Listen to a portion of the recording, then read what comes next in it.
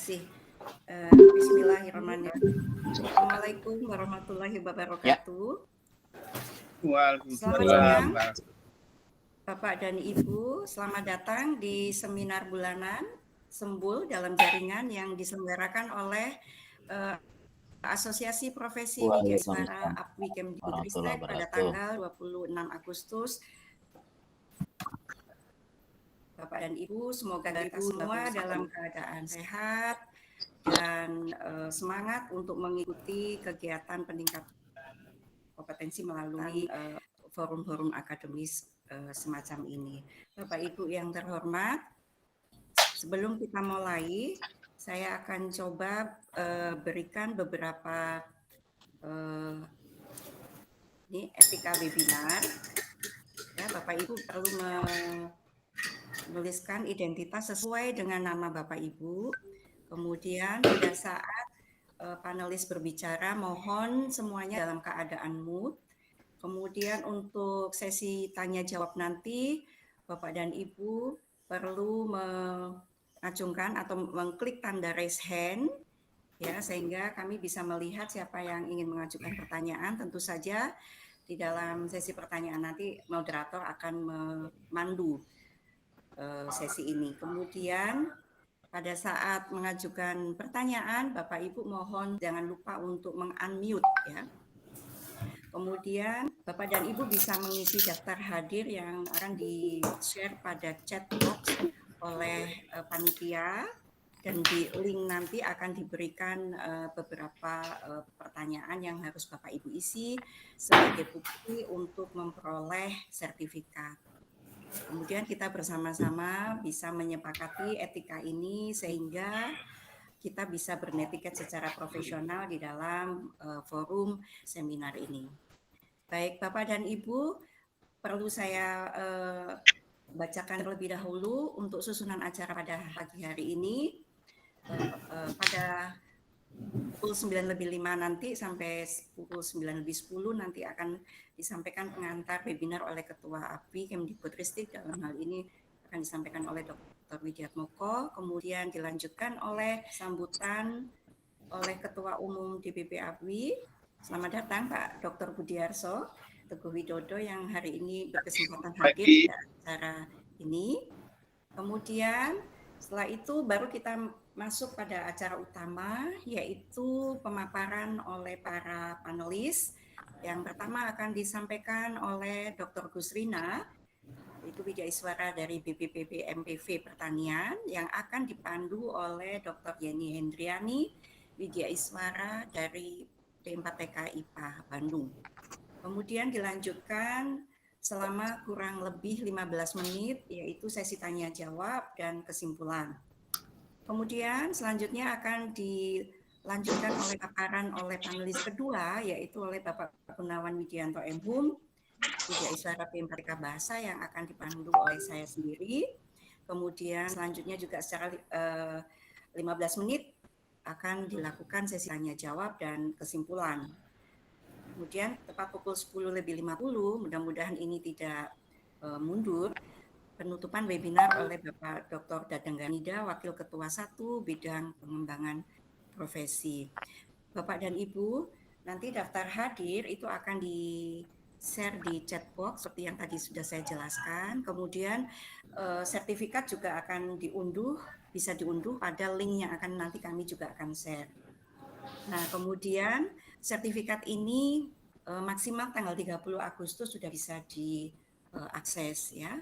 Kemudian acara seminar bulanan ini juga disiarkan secara streaming melalui YouTube ya. Nanti juga akan bisa di-share, kami share juga link YouTube-nya bagi teman-teman yang tidak bisa memasuki ruang utama melalui Gmeet ini. Kemudian untuk memperoleh sertifikat ini, selain mengisi daftar hadir, juga Bapak Ibu nanti di link daftar hadir akan diminta screenshot foto kehadiran di Gmeet. Jadi mohon Bapak Ibu pada saat mengikuti kegiatan ini jangan lupa untuk men-screenshot fotonya, kemudian di-upload di daftar kehadiran. Dan juga kami mohon Bapak Ibu untuk like dan subscribe ya channel YouTube APWI Kemdikbudristek sebagai bukti bahwa Bapak dan Ibu mengikuti kegiatan secara utuh, sehingga juga kami minta untuk mengirimkan screenshot like dan subscribe-nya. Demikian Bapak Ibu hal-hal yang berkaitan dengan kegiatan webinar kali ini. Kita akan memasuki acara yang pertama, yaitu pengantar webinar dari Ketua APWI Kemdikbudristek. Dalam hal ini kami persilahkan Bapak Dr. Widiatmoko.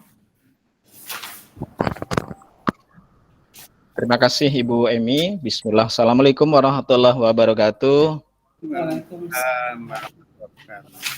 Selamat pagi, salam sejahtera, salam sehat untuk Ibu dan Bapak peserta webinar hari ini.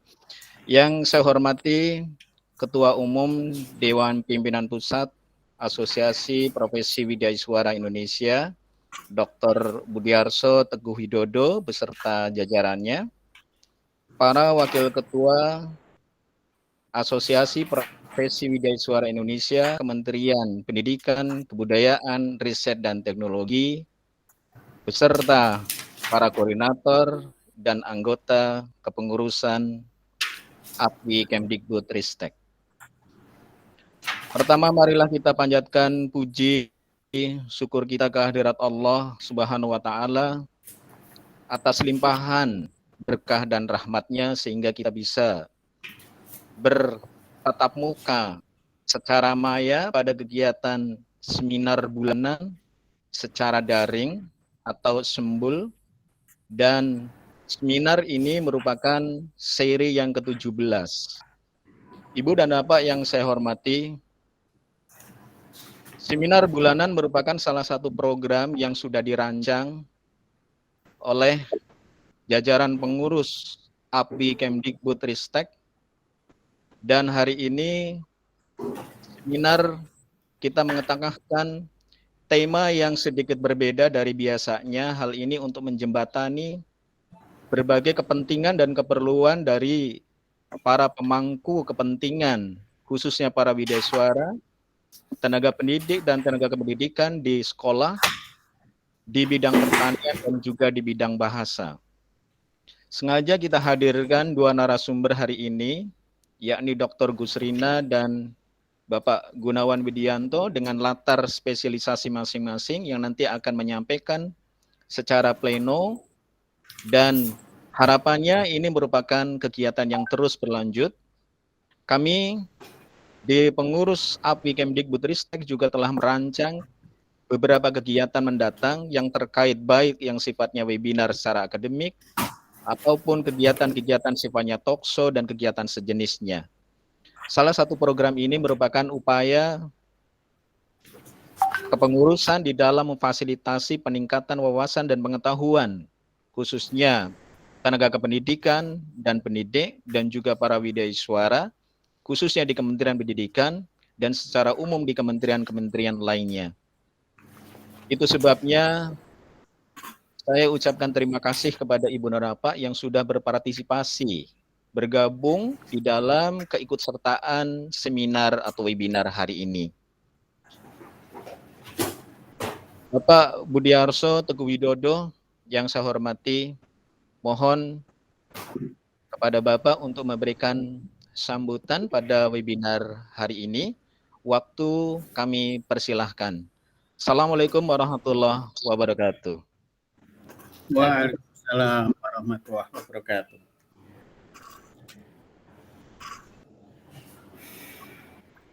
Bismillahirrahmanirrahim. Assalamualaikum warahmatullahi wabarakatuh. Waalaikumsalam warahmatullahi wabarakatuh.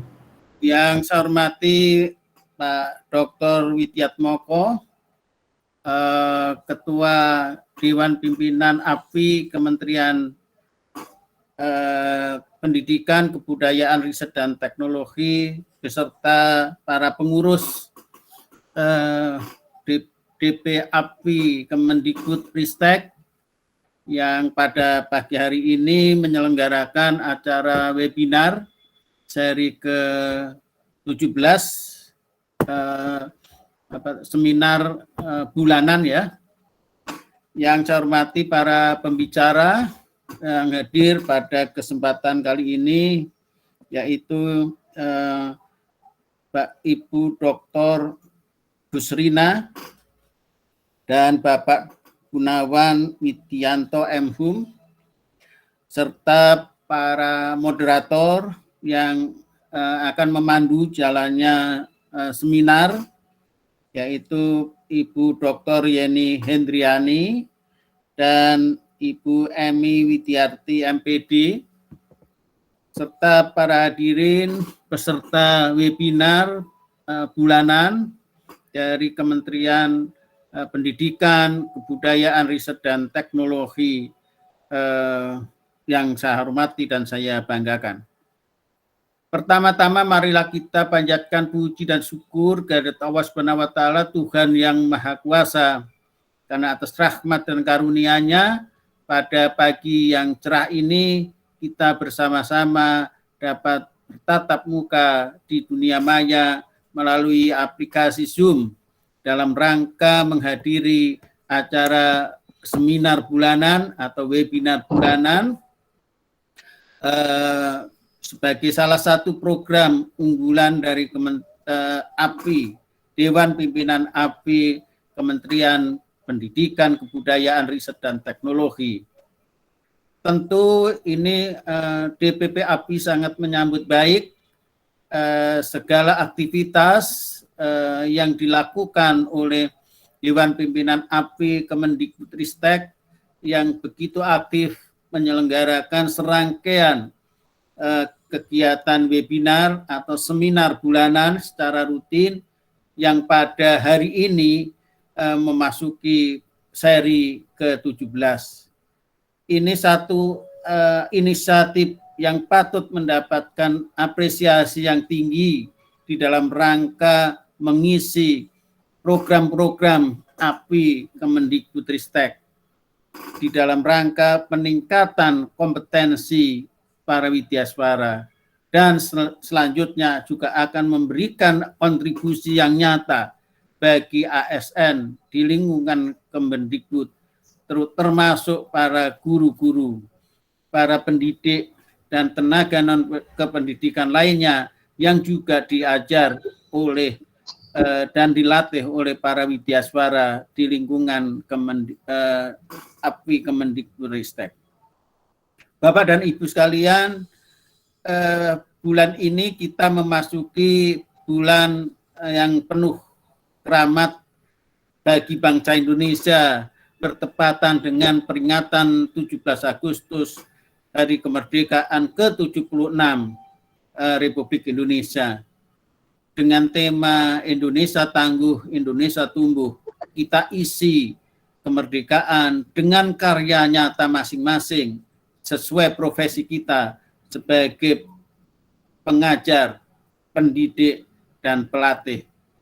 Bapak dan Ibu sekalian, bulan depan, bulan September adalah juga bulan yang keramat bagi profesi widyaswara.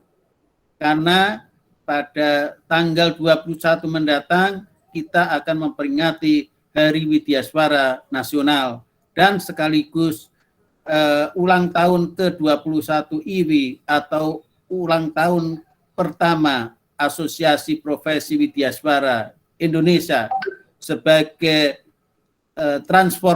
bentuk transformasi dari IWI menjadi API. Tujuannya adalah di dalam rangka menjadikan organisasi profesi widyaswara kita berkelas dunia. Bapak dan Ibu, marilah kita isi Hari Widyaswara Nasional dan juga peringatan hari ulang tahun API ini dengan berbagai serangkaian kegiatan yang bisa memberikan nilai tambah, baik bagi profesi widyaswara sendiri maupun bagi masyarakat. Di lingkungan DPP API kita akan menyelenggarakan GOES bersepeda santai yang akan diselenggarakan pada tanggal 19 September dengan start dari parkir selatan GBK dan berakhir di Kota Tua. Kalau yang lalu pada tahun lalu kita berakhir di lapangan Irti Monas, sekarang kita akan perpanjang menjadi di lapangan di Kota Tua Jakarta. Karena pada tahun lalu ketika kita sudah finish, Kepala LAN Pak Adi Suryanto bahkan nambah sampai ke Ancol. Karena itu maka pada tahun ini kita selenggarakan finishnya itu ada di Kota Tua. Bapak dan Ibu silahkan untuk berpartisipasi di dalam rangka peringatan Hari Widyaswara Nasional dan ulang tahun ke-1 API. Selain itu, pada puncak acara kita akan menyelenggarakan upacara secara daring peringatan ulang tahun pertama API dan peringatan Hari Widyaswara Nasional yang akan juga diisi dengan orasi ilmiah oleh Kepala LAN. Bapak dan Ibu sekalian, saya menyambut baik penyelenggaraan webinar ini yang ke-17 ini dengan tema yang tadi disampaikan Ketua Dewan Pimpinan API Kemendikbud yang dengan tema yang agak berbeda. Ini menunjukkan adanya dinamika yang sangat positif di dalam rangka menjembatani berbagai aspirasi. Kali ini akan mengetengahkan vokasi mengenai pertanian. Terus terang, saya termasuk salah satu widyaswara yang menyukai bidang pertanian. Saya mengembangkan sekarang ini secara pribadi saya mengembangkan peternakan ayam dengan kerjasama dengan Carun Pokpen. Nah, ke depan saya akan mempersiapkan bergerak di bidang pertanian, ya, dan ini menjadi sangat penting di dalam rangka pengembangan peningkatan ketahanan pangan kita, kontribusi yang nyata bagi bagi pengembangan pangan kita. Bapak dan Ibu sekalian, kebetulan Fitnas pertemuan ilmiah tahunan tahun 2021 ini juga mengambil tema pembangunan pertanian, bahkan menghadirkan keynote speaker Bapak Menteri Pertanian dan akan diisi dengan pembicara-pembicara andal di bidang pertanian. Saya juga menyambut gembira atas inisiatif penyelenggaraan webinar dengan topik mengenai linguistik. Ini menjadi sangat penting karena walau bagaimanapun bahasa itu menjadi sumber ilmu, ya, sumber ilmu dari segala macam ilmu. Karena itu sangat penting dua topik hari ini yang sangat menarik sekali. Marilah kita ikuti webinar kali ini dengan partisipasi aktif Bapak dan Ibu sekalian. Dan saya mohon maaf mungkin tidak bisa mengikuti sepenuhnya karena ada agenda, berbagai agenda yang harus kami selesaikan. Bapak dan Ibu, demikian hal-hal yang bisa saya sampaikan. Mudah-mudahan webinar kali ini dengan dua topik yang sangat menarik, baik di bidang vokasi pertanian maupun linguistik akan berjalan dengan lancar dan memberikan manfaat yang optimal bagi Bapak Ibu sekalian widyaswara maupun bagi masyarakat pada umumnya dan bagi para guru, tenaga pendidik maupun tenaga non-kependidikan. Demikian Bapak dan Ibu sekalian, kurang lebihnya saya mohon maaf apabila terdapat hal-hal yang kurang berkenan. Wabillahi taufik wal hidayah. Wassalamualaikum warahmatullahi taala wabarakatuh. Waalaikumsalam warahmatullahi wabarakatuh. Terima kasih Pak Budi. Terima kasih. Kenapa hadir juga ya? Ya. Terima kasih Bapak. Baik, kita lanjutkan pada acara berikutnya. Saya mohon pamit ya. Oh ya, terima kasih Pak Budi. Salam sehat. Baik Bapak dan Ibu, kita akan lanjut pada sesi utama. Kali ini waktu dan ruang kami serahkan ke pemandu Ibu Dr. Yeni Hendriani untuk paparan. Waktunya adalah 25 menit. Silakan. Terima kasih Bu Emi. Bismillahirrahmanirrahim. Assalamualaikum warahmatullahi wabarakatuh. Waalaikumsalam warahmatullahi wabarakatuh. Hadirin peserta seminar sekalian, kita akan masuk pada acara inti yang sangat kita tunggu-tunggu, yaitu pemaparan materi. Namun sebelumnya izinkan saya menyapa teman-teman semua yang hadir di sini. Yang terhormat Bapak Widiatmoko sebagai Ketua API Kemdikbud, teman-teman pengurus Kemdikbud, teman-teman Bapak dan Ibu guru serta Wijaya Suara yang hadir dalam seminar ini. Selamat datang di ruang virtual ini. Assalamualaikum warahmatullahi wabarakatuh. Teman-teman yang saya hormati, mari kita sambut pembicara kita, Ibu Dr. Gusrina. Beliau akan menyajikan satu materi yang sangat menarik, yaitu tentang belajar vokasi pertanian itu menyenangkan. Kita tahu bahwa pendidikan kejuruan atau vokasi menjadi pilihan yang sangat tepat untuk era sekarang. Karena banyak sekali kelebihan yang bisa diperoleh oleh anak-anak didik kita yang belajar di vokasi. Mereka akan memperoleh lapangan kerja yang lebih luas karena keahlian yang mereka miliki benar-benar sudah spesifik.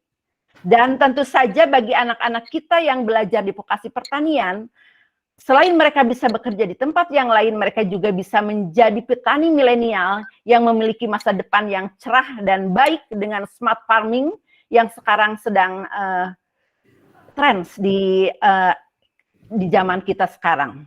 Bagaimana pemanfaatan lahan sempit menjadi suatu yang bisa membawakan hasil yang cukup besar.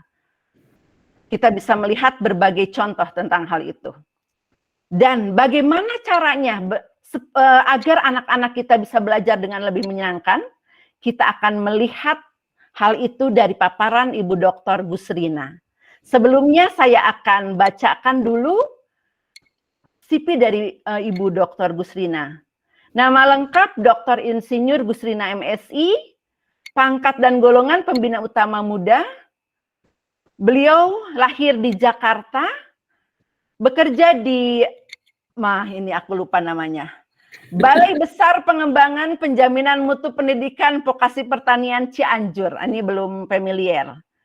Beliau riwayat pendidikannya dari IPB Bogor S1, kemudian mengambil akta 4 juga di IKIP Jakarta, kemudian untuk S2-nya mengambil IPB Bogor juga, selalu IPB Bogor ternyata Ibu dan Bapak, sangat mencintai IPB Bogor, dan S3-nya juga IPB Bogor. Pengalaman publikasi ilmiah yang saya tahu beliau adalah juara karya tulis ilmiah Wijaya Suara yang pertama tahun 2000 berapa, saya lupa, saya waktu itu masih belum jadi apa-apa, belum jadi juara. Beliau sudah menjadi juara. Publikasi ilmiahnya cukup banyak, dan salah satunya terkait dengan ketika dia menjadi juara adalah bagaimana bertani ikan di lahan pertanian yang sempit. Baik, Bapak dan Ibu, mari kita dengarkan apa yang akan dipaparkan oleh Ibu Dr. Gusrina, bagaimana membuat vokasi pertanian menjadi sangat menyenangkan. Dipersilakan Ibu Dr. Gusrina, waktu Anda 25 menit, tapi saya sangat bahagia jika Anda bisa menggunakan waktu lebih efektif. Dipersilakan. Terima kasih Bu Yeni. Assalamualaikum warahmatullahi wabarakatuh. Mohon Bapak dan Ibu untuk saya share screen terlebih dahulu terkait dengan apa yang akan kita diskusikan pada pagi hari ini.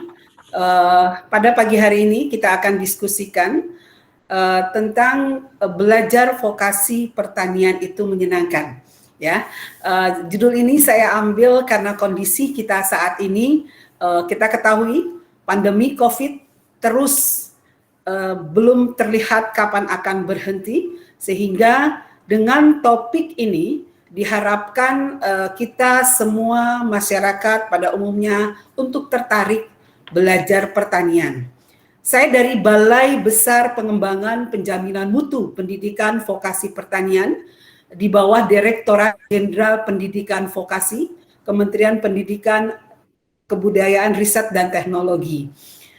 Bapak dan Ibu yang saya cintai, topik tentang vokasi pertanian ini seperti kita ketahui, kita bicara vokasi, kita bicara hal-hal yang kita lakukan berdasarkan visi misi Presiden kita, di mana sangat menginginkan adanya perwujudan Indonesia maju yang berdaulat, mandiri, dan kepribadian serta berlandaskan gotong royong. Tadi juga Pak Budi sudah katakan bahwa pembangunan pertanian sebagai salah satu sumber untuk ketahanan pangan ini masih tetap sangat dibutuhkan.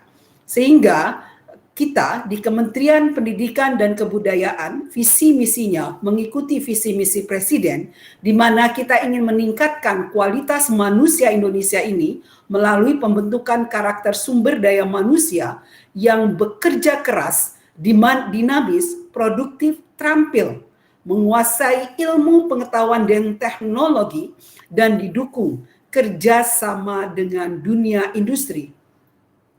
Bapak dan Ibu, pertanian ini harus menjadi fokus andalan karena Bapak dan Ibu cukup tahu bahwa semua makhluk hidup ini membutuhkan makan.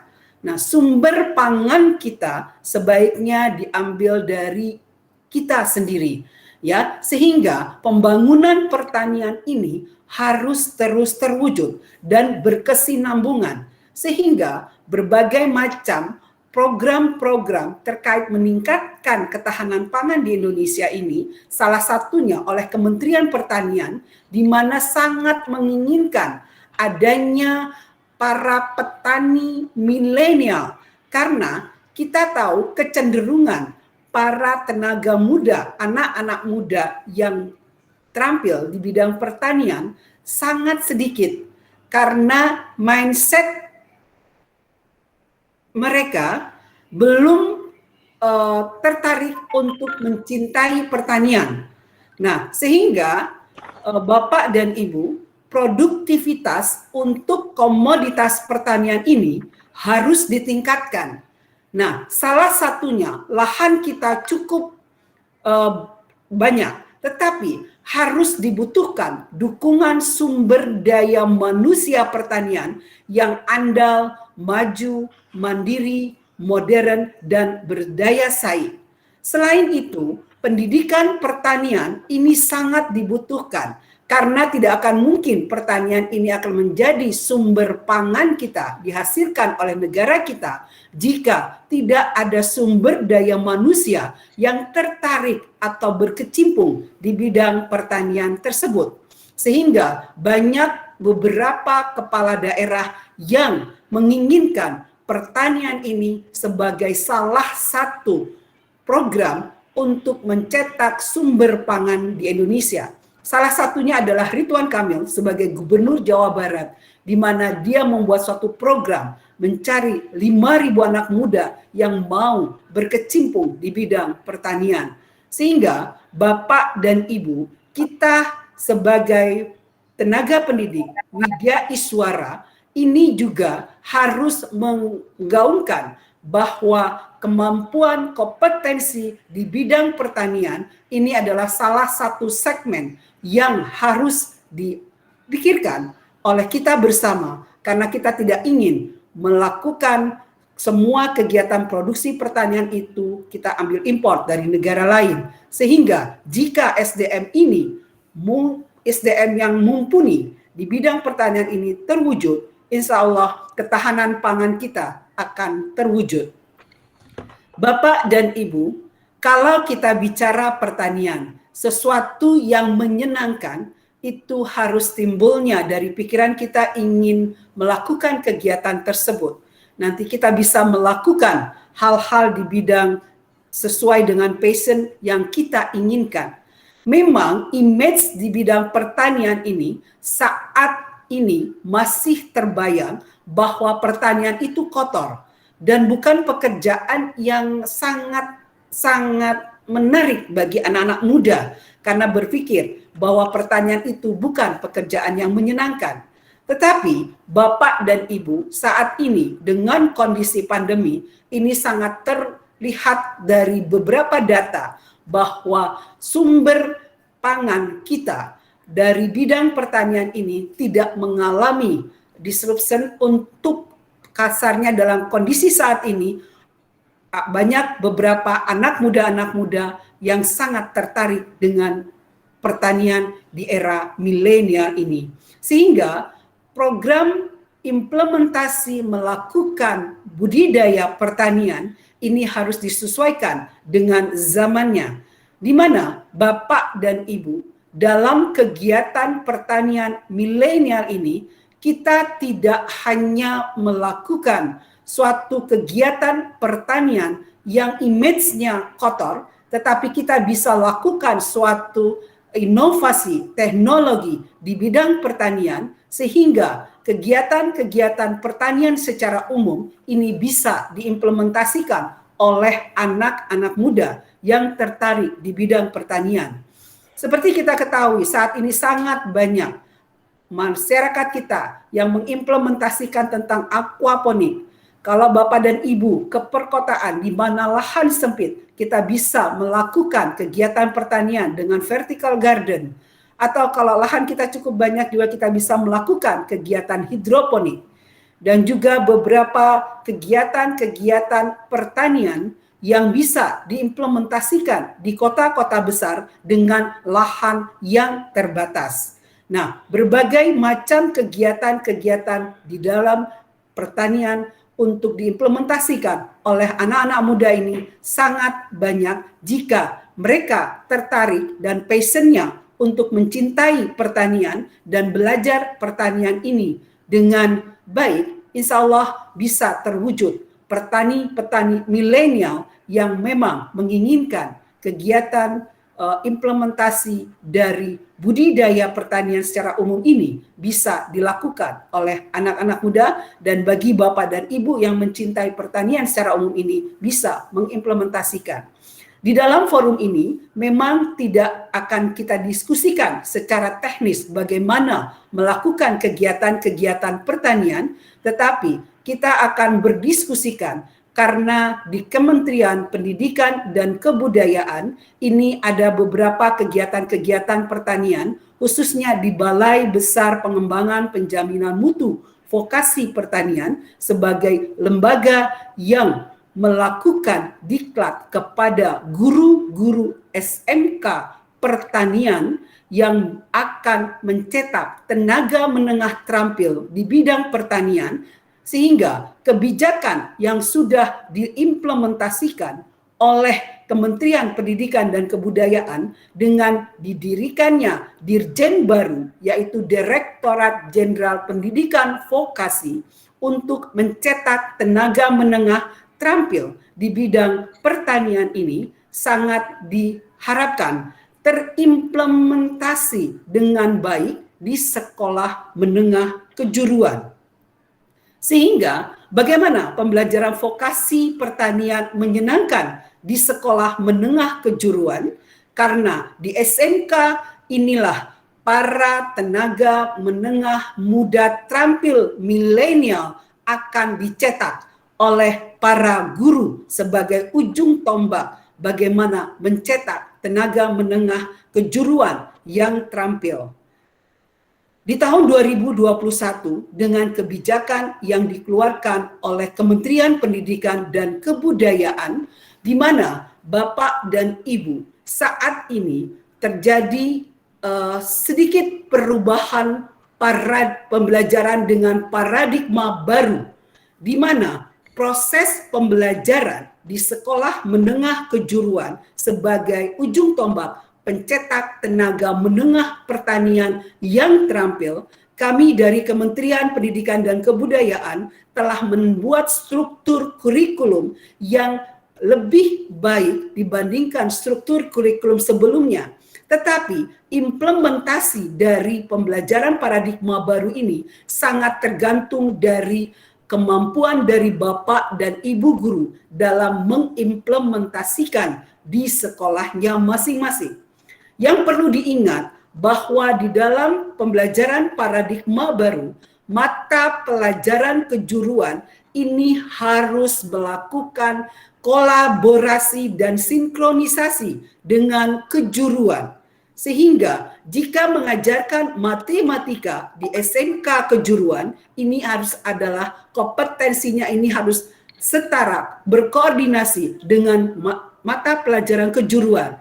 Kira-kira materi apa terkait dengan mata pelajaran matematika yang bisa diimplementasikan dan menjadi bekal bagi siswa menengah kejuruan untuk mengimplementasikan beberapa topik-topik di mata pelajaran matematika. Begitu juga dengan informatika, proyek IPAS, dan proyek kreatif kewirausahaan. Sehingga dengan mengimplementasikan struktur kurikulum yang sudah kami desain di Kementerian Pendidikan dan Kebudayaan ini, mencetak tenaga menengah terampil di bidang pertanian ini menjadi suatu keniscayaan yang memang harus terwujud dari sekolah menengah kejuruan.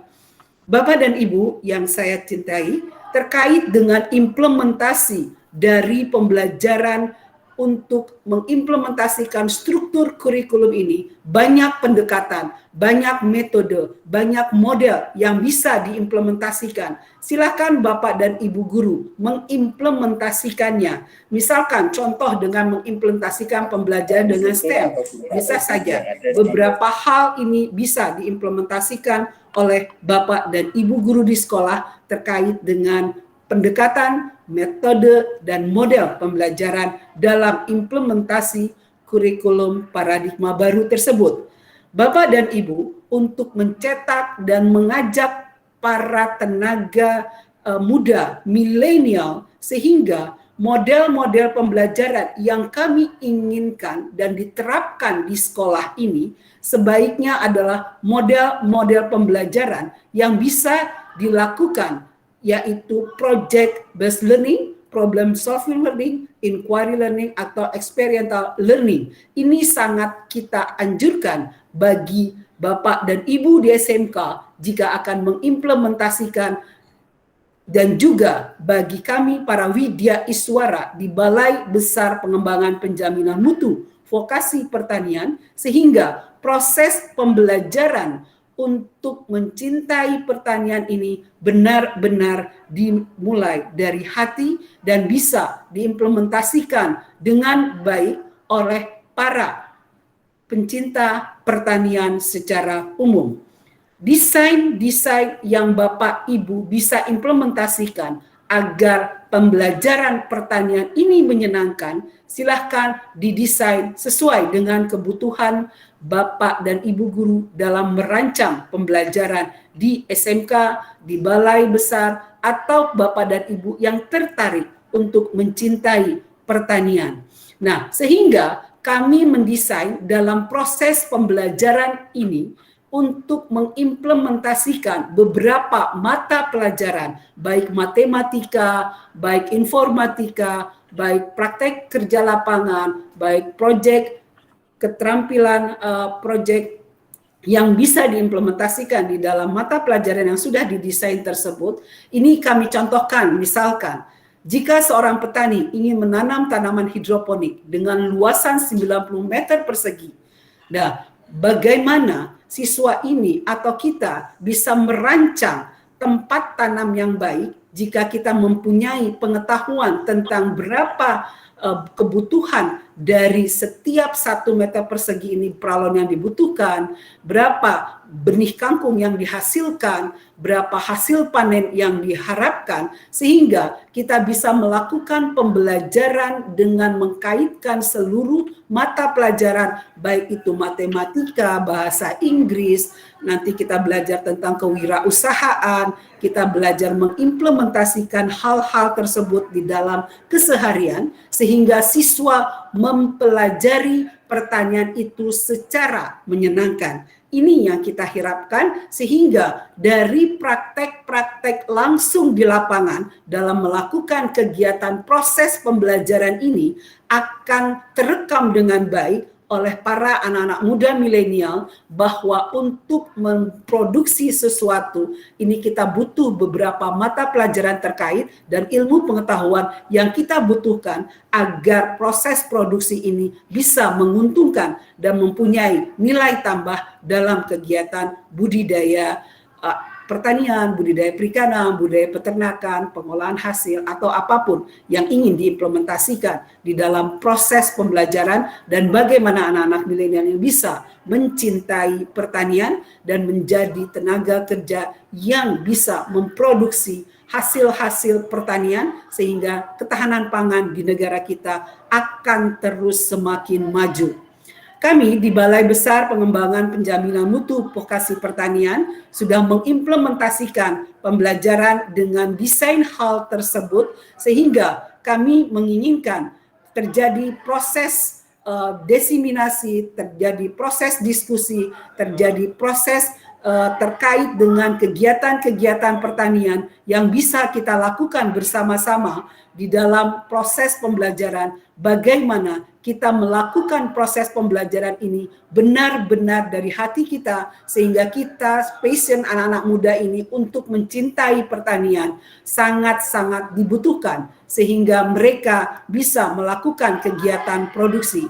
Bapak dan Ibu yang saya cintai, terkait dengan kegiatan bagaimana pertanian itu bisa kita ajarkan dan sangat dicintai oleh kita, karena kita di pertanian ini, dari kita melakukan proses produksi, kita bisa membuat suatu artikel dari proses kegiatan kita melakukan kegiatan produksi, dan juga kita bisa membuat produk selain kita menghasilkan, misalkan kita melakukan budidaya, kita bisa mendapatkan hasil dalam bentuk ikan, dalam bentuk pertanian, dalam bentuk komoditas-komoditas apapun, dan juga kita, kalau kita bicara tentang Widya Iswara, kita bisa memperoleh angka kredit dari membuat artikel, dari pengalaman produksi yang kita lakukan, dan juga kita bisa memberi nilai tambah dari hasil kegiatan-kegiatan pertanian kita, dari data yang kita miliki, kita bisa menyusun menjadi buku. Nah, buku ini, artikel ini, semuanya akan memberikan nilai tambah bagi Bapak dan Ibu yang mencintai pertanian dan bisa mengimplementasikan. Dari data tersebut kita bisa menyusun artikel, dari artikel itu kita mengumpulkan berbagai bahan-bahan sehingga bisa terbit menjadi suatu buku.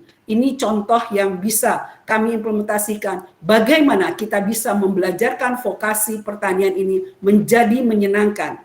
Selain itu, Bapak dan Ibu, dalam kegiatan vokasi pertanian tidak akan mungkin bisa menyenangkan jika tidak mendapatkan income, penghasilan dari kegiatan produksi. Di zaman pandemi ini, Bapak dan Ibu bisa melihat dari berbagai macam sumber bahwa dengan berproduksi di bidang pertanian, perikanan, peternakan, ini bisa menghasilkan. Dengan kondisi pandemi, kita bisa melakukan penjualan, marketing secara online. Saat ini pemerintah sudah memfasilitasi berbagai macam retail-retail kecil secara online yang bisa diimplementasikan dan diajarkan kepada para pencinta pertanian untuk bisa menjual hasil produknya.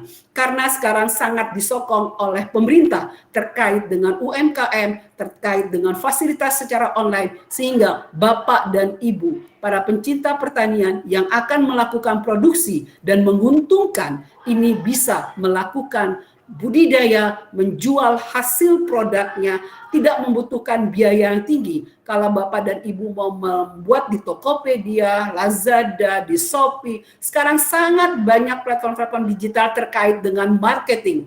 Penjualan secara online ini sangat-sangat difasilitasi di abad milenial ini, sehingga memudahkan bagi kita para pencinta pertanian, vokasi pertanian untuk berproduksi dan melakukan penjualan atau marketing yang bisa memberikan income bagi Bapak dan Ibu pencinta vokasi pertanian.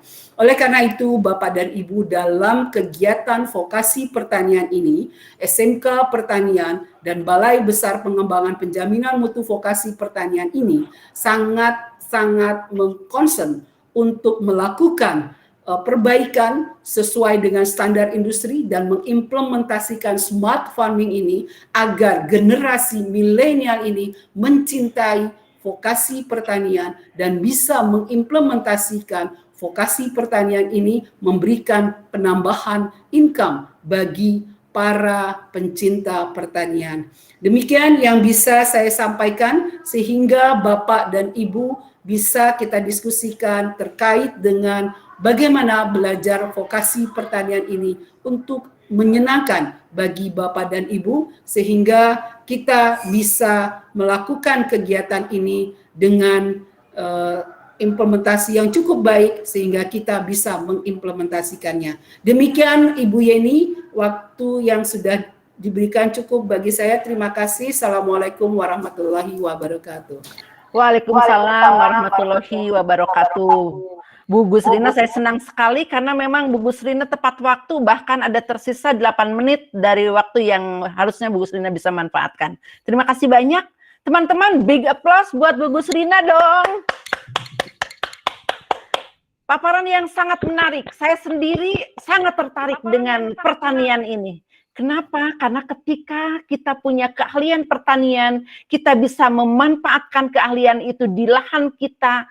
Walaupun lahan kita sempit, kita tahu sekarang sudah berbagai macam teknologi pertanian yang bisa kita gunakan. Smart farming menjadi salah satu idaman bagi saya untuk bisa mencari cuan lebih, teman-teman. Tentu sangat menarik sekali ketika kita bisa memperoleh ilmu yang tinggi, kita bisa menerapkannya dalam kehidupan kita, kemudian kita bisa memperoleh income yang baik. Oke, teman-teman, sekarang kita akan masuk pada acara tanya jawab.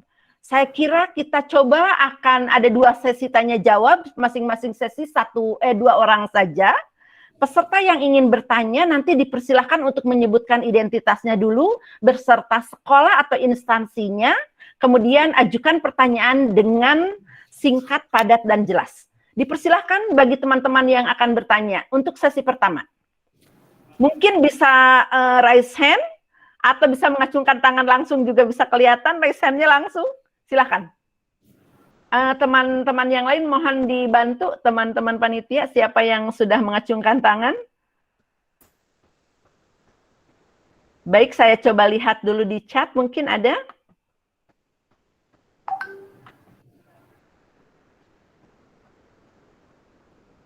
Bu Yeni, saya. Pak Juniawan, Mbak Yeni. Siapa, Mbak Emi? Saya. Bu Yeni. Pak Dadang, oke, Pak Dadang sudah raise hand langsung. Pak Dadang dengan Pak Juniawan. Oke, Pak Dadang dulu ya, dipersilakan Pak Dadang. Terima kasih Ibu moderator yang baik hati. Dan tidak sombong. Rajin dan tentu tidak sombong.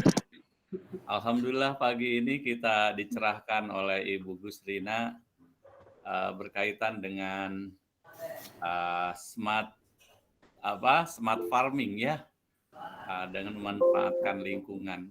Kalau lahannya besar banyak, mungkin saya tidak punya. Tapi kalau hanya sekedar di halaman, mungkin adalah seperti itu. Nah, juga tidak dimaksudkan untuk mencari cuan ya Bu moderator. Ya, mungkin tempat lain lah kalau cuannya. Ini hanya bagaimana kita bisa memaksimalkan potensi yang ada di rumah kita sekecil apapun dengan memberikan sedikit aktivitas ya menjelang kita istirahat gitu ya. Yang menjadi pertanyaan, saya sih sebetulnya sudah dari dulu sudah ada keinginan untuk itu, untuk yang disebutkan oleh Bu Gustina dan Bu Moderator itu saya ada keinginan, tapi saya kesulitan untuk memulai. Betul, saya kesulitan untuk memulai. Nah, bagaimana untuk bisa memulai hal ini?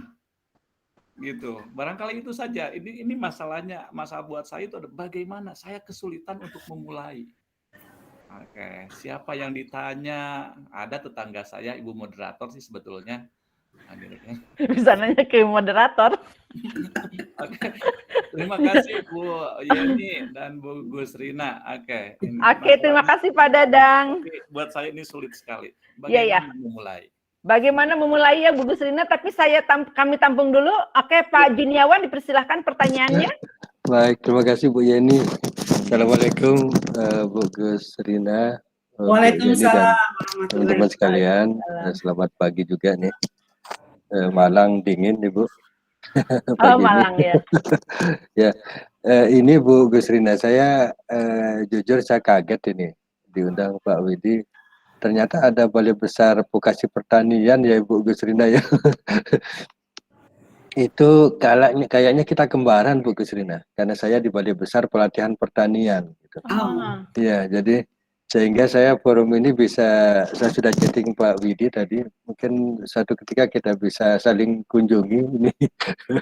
Kita tukar informasi apa yang bisa kita kerjakan bersama gitu ya, karena tadi fokus kita bagaimana kita menciptakan petani milenial. Kalau teman-teman mengikuti aktivitas Pak Menteri Pertanian beberapa hari yang lalu kan kita juga melantik ada 2.000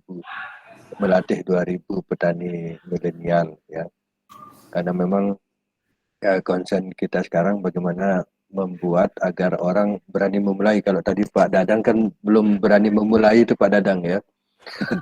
Jadi kalau ini anak-anak muda kita sudah memulai dan mereka sudah sukses ya. Mereka membuat dunia pertanian menjadi menarik Bu Gus ya, karena dia bisa bertani hanya dengan memegang HP gitu ya.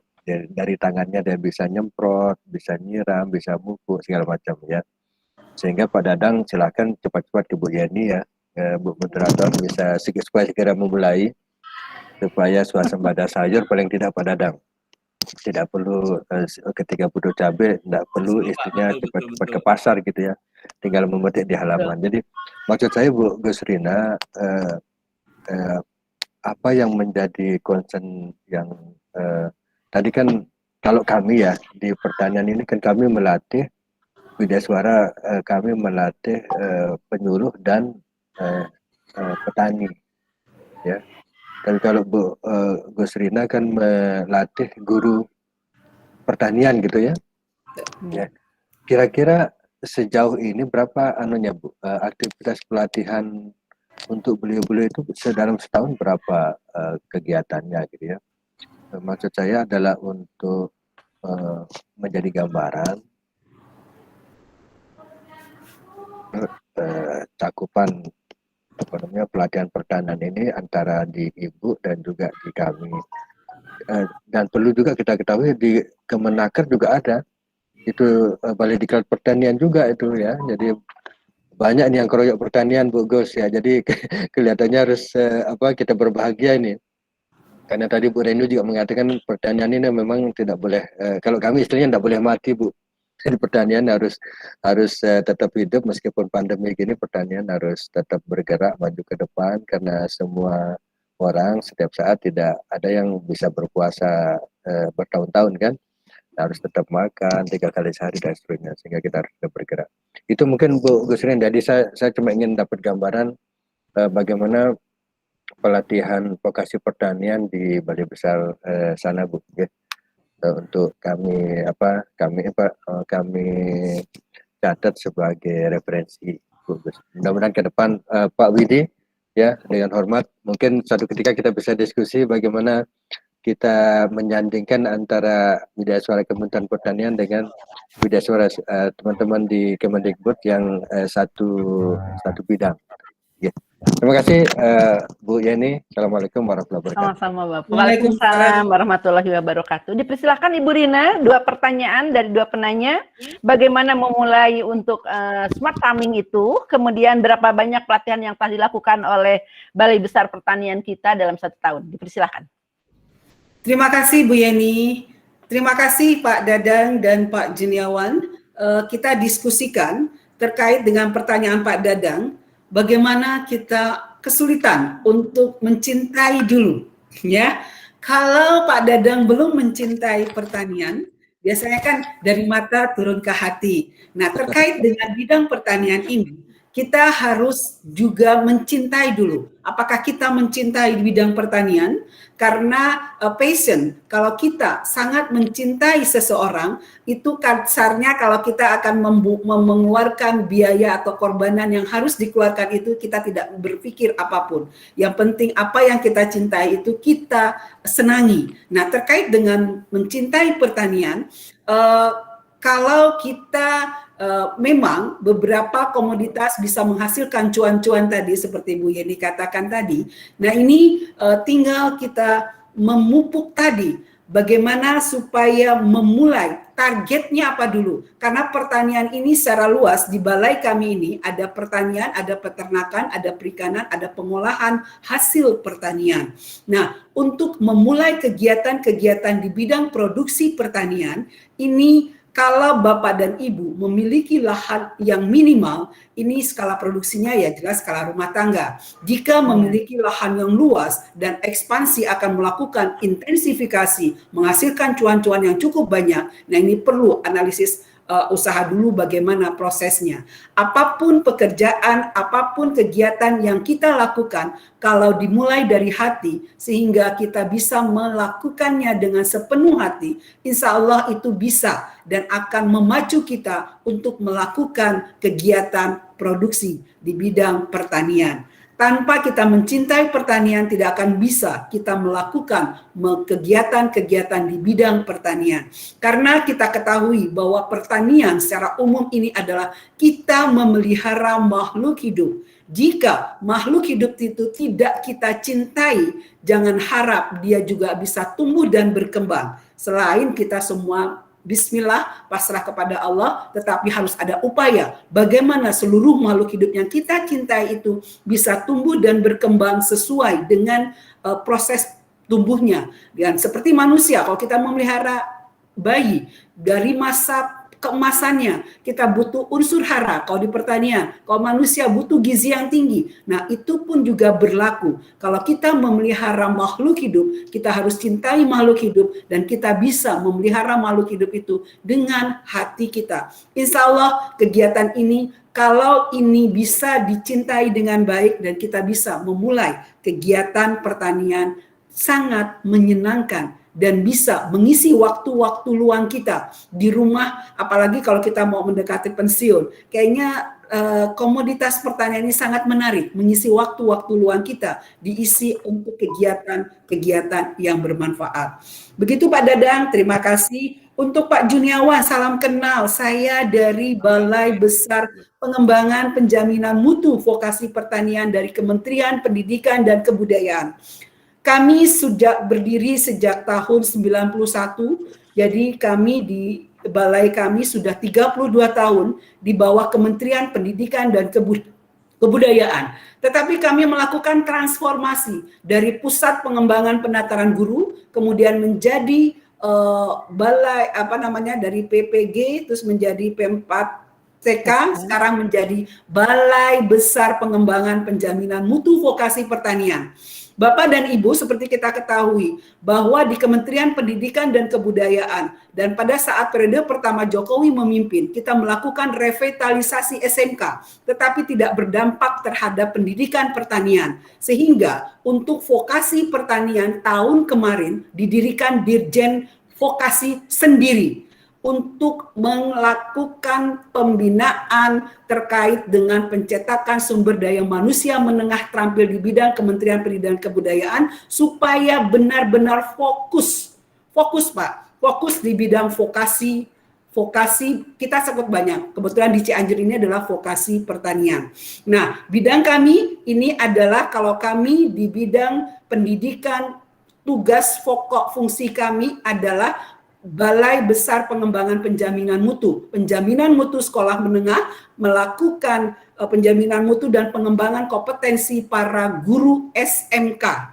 Guru SMK itu adalah sebagai tusi kami. Tetapi kami juga melakukan pelatihan kepada masyarakat, kepada para UMKM yang terkait dengan kegiatan pertanian. Memang kita belum ada perlu suatu kerjasama Pak untuk berkolaborasi antara beberapa lembaga diklat di Kementerian Pertanian supaya kita ada kolaborasi sehingga program-program pertanian sesuai dengan keinginan pemerintah dan sebagai sumber pangan kita tetap jalan meningkat dan memacu produksi kita, ini memang harus dilakukan. Nah, karena vokasi ini di bidang pertanian di balai kami, ini mencetak untuk SMK, guru-guru SMK, kami memang pelatihan untuk guru SMK berdasarkan anggaran kami memang tidak banyak. Kalau guru SMK ini memang ada ribuan Pak, ada 2.000 lebih, tetapi kami setahun itu paling 500 itu paling banyak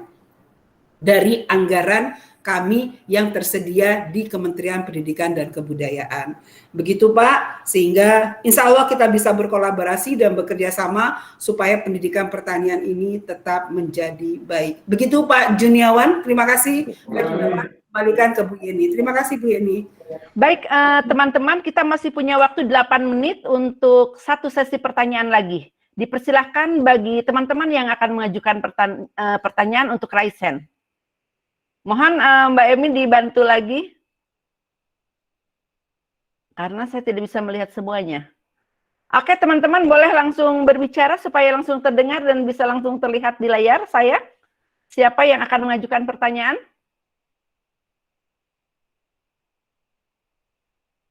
Masih adakah pertanyaan?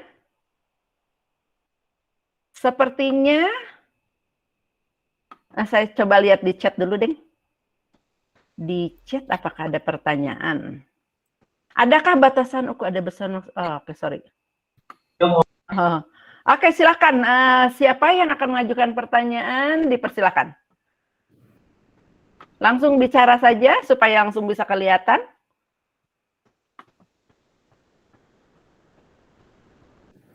Sepertinya tidak yang bertanya lagi Bu Yeni. Oh, tidak ada ya? Oh, berarti tadi. Oke, baik teman-teman.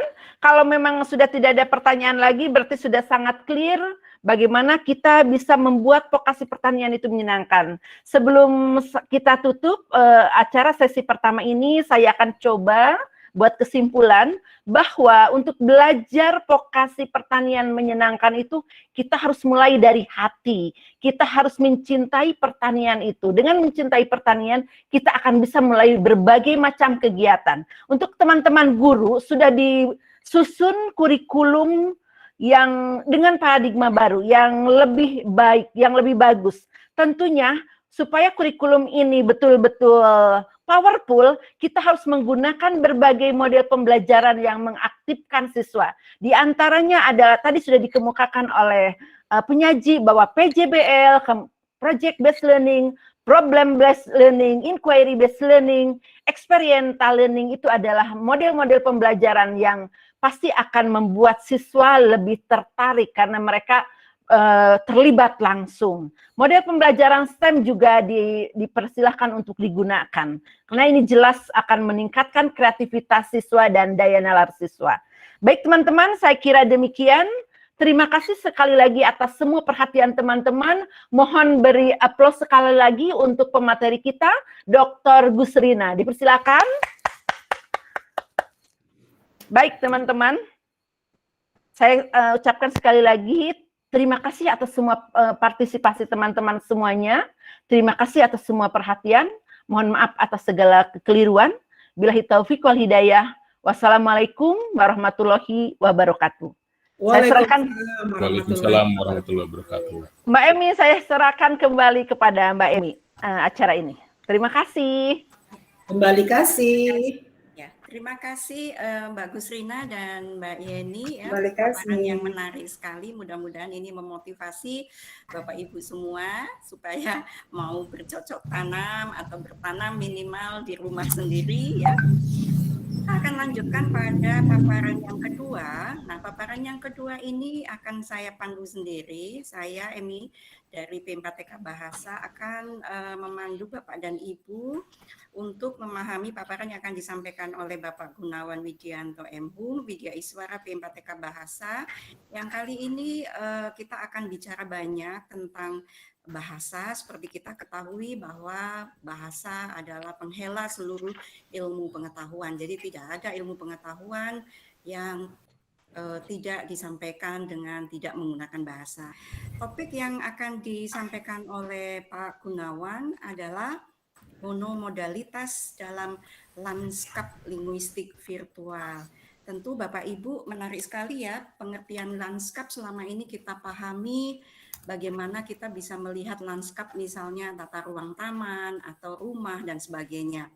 Ternyata penggunaan bahasa pada ruang-ruang publik, termasuk sekarang ruang publik yang bersifat virtual atau medsos yang sedang masif saat ini, itu dapat dibedah secara linguistik dan kultural. Tentu ini sangat menarik sekali. Bahkan di beberapa negara sudah menerbitkan kebijakan bahasa yang digunakan pada ranah publik. Nah, untuk memahami lebih jauh tentang materi ini, sebelumnya saya akan bacakan dulu biodata singkat dari Bapak Gunawan Widianto. Ya, Pak Gunawan lahir di Sukoharjo ya pada 13 Desember 1971 dan menjadi Widya Iswara di jurusan Bahasa Inggris pada Pusat Pengembangan Pemberdayaan Pendidik dan Tenaga Kependidikan Bahasa atau P4TK Bahasa Kemdikbudristek. Menamatkan pendidikan sarjana sastra Inggris dengan minat utama yaitu linguistik deskriptif dan magister humaniora program studi sastra, minat utamanya adalah linguistik dari Fakultas Ilmu Budaya Universitas Gadjah Mada. Passion beliau adalah penelitian di bidang linguistik lanskap. Kepada Mas Gunawan kami persilahkan 25 menit ke depan. Kemudian nanti akan disambung dengan sesi tanya jawab. Silakan.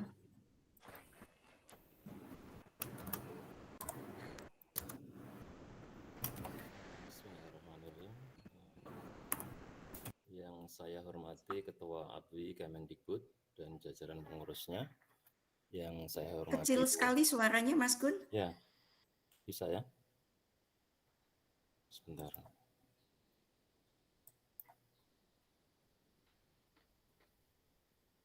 Sudah? Ya, sudah. Ya, yang saya hormati pula Bapak dan Ibu Widya Iswara yang merupakan senior saya semua ini. Assalamualaikum warahmatullahi wabarakatuh. Salam sehat. Salam kenal sekali lagi, meskipun tadi sudah diperkenalkan oleh Bu Emi, saya Gunawan Widianto. Selama ini memang saya jarang menayangkan diri ya di depan publik karena lebih sering berada di belakang meja untuk menekuni bidang penulisan dan penelitian bahasa. Akan tetapi pada kesempatan kali ini saya mohon izin untuk berbagi layar, membentangkan hasil riset saya tentang pemakaian bahasa di ruang publik dalam konteks dalam ancangan lanskap linguistik virtual. Penelitian saya ini berjudul monomodalitas dalam lanskap linguistik virtual dengan mengambil kasus di laman lembaga saya, tempat saya berafiliasi sendiri di laman P4TK Bahasa. Baik, penelitian ini dilatari oleh suatu kondisi bahwa Linguistik lanskap sebagai ajang kontestasi bahasa di ruang publik telah menunjukkan geliatnya dan berkembang pesat semenjak munculnya kajian penting dan tersohornya Landry dan Bohis. Beranjak mulai dari batasan bahasa dalam tanda jalan umum, papan reklame atau iklan, nama jalan dan tempat, tanda kedai komersial dan tanda umum pada gedung pemerintah yang diberikan Landry dan Bohis. Mohon maaf Mas Gun, Ya. saya potong, itu bentangannya belum nampak. Belum muncul ya? Ya. Mungkin sudah? Belum. Kenapa ya? Oh, sebentar. Sebentar. Sudah? Belum. Kalau GMAT sistemnya kan Mas Gun tidak bisa melihat pesertanya, tapi coba langsung di itunya, bentangannya aja. Iya, sudah sebetulnya. Sebentar, saya ulangi ya. Sudah? Belum? Belum. Ya. Saya sudah share screen sebetulnya, sebentar. Agak lama biasanya. Iya, memang agak. Saya tadi sebenarnya sudah mengirim video presentasi paling 7 menit biar Kekirim ke siapa? Mungkin bisa Bu dibantu. Emi atau saya ke Bu Emi, ke emailnya Bu Emi. Coba ini saya baik. Saya share screen ulang. Sorry, ini an error has occurred when screen sharing ini. Ada tulisan begitu. Baik, saya ulangi lagi. Mohon maaf Bapak Ibu atas ketidaknyamanannya. Saya akan mengulangi lagi. Bismillah.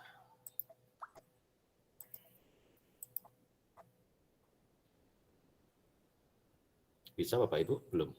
Ya, sudah. Oke. Ya, baik. Pengantar ya, baik. Dalam perkembangannya Bapak Ibu telah terjadi transisi lokus kajian, yakni dalam arti bahwa daya kajian lanskap linguistik tidak hanya menjelajah jagat nyata ruang publik, tetapi juga merambah analisis pemakaian bahasa dalam ruang siber atau jagat virtual.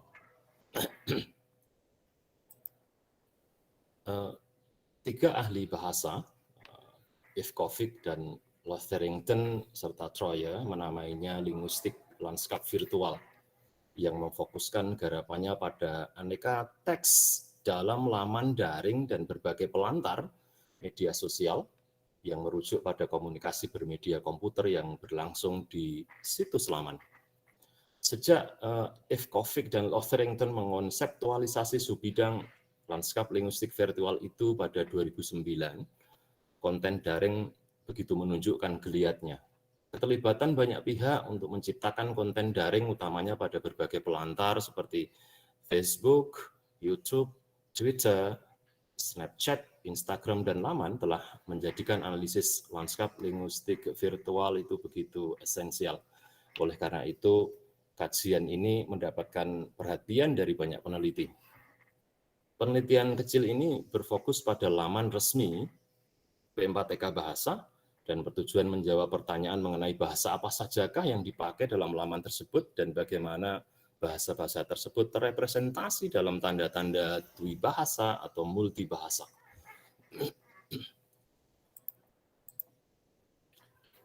Penelitian ini mengambil portal atau situs laman P4TK Bahasa. Bapak Ibu bisa mengunjungi situs tersebut di P4TK Bahasa.kemdikbud.go.id, itu merupakan lokus penelitian ini. Rancangan penelitian yang saya pakai adalah kualitatif melalui penggambaran pemakaian bahasa secara multilingual di situs laman P4TK Bahasa. Data layar digital berupa data virtual itu sebagai bahan analisis berjumlah 38 cuplikan layar yang ditangkap dari bagian demi bagian laman itu melalui komputer personal. Data itu saya ambil secara dayar dalam layar dari 1 April hingga 5 Mei 2021. Kemudian data itu saya kode, saya beri nomor, kemudian nama bagian dalam laman. Misalnya ini ya. Nah, kemudian data itu saya klasifikasikan berdasarkan kerangka kerja atau model match style Reich tentang multilingualisme di laman, yakni kemultibahasaan komplementer, kemultibahasaan fragmenter, kemultibahasaan duplikasi, dan kemultibahasaan tumpang tindih. Hasil penelitian ini menunjukkan, pertama, bahasa-bahasa yang dipakai untuk menyampaikan informasi adalah bahasa Indonesia, Inggris, Arab, dan Jerman. Kendati dalam laman tersebut terdapat juga simbol negara berupa bendera yang merepresentasikan bahasa Mandarin, Perancis, dan Jepang. Artinya meskipun terdapat 7 bahasa di P4TK Bahasa yang terrepresentasi melalui simbol bendera itu, hanya 4 bahasa yang dipakai untuk menyampaikan informasi. Kedua, beberapa informasi ditampilkan dalam satu bahasa, sedangkan sisa atau informasi lainnya ditampilkan dalam bahasa yang berbeda. Dalam laman P4TK Bahasa, informasi laman sublaman sejarah, visi misi, struktur organisasi, sarana prasarana dan program, laman akuntabilitas yang terdiri dari sublaman perjanjian kinerja, lakib RBI, laporan gratifikasi dan produk, laman program yang terdiri atas sublaman diklat dan evaluasi, serta laman pelayanan yang meliputi sublaman dokumen layanan, pengaduan, dan data serta informasi ditampilkan dalam bahasa Indonesia. Sementara itu, teks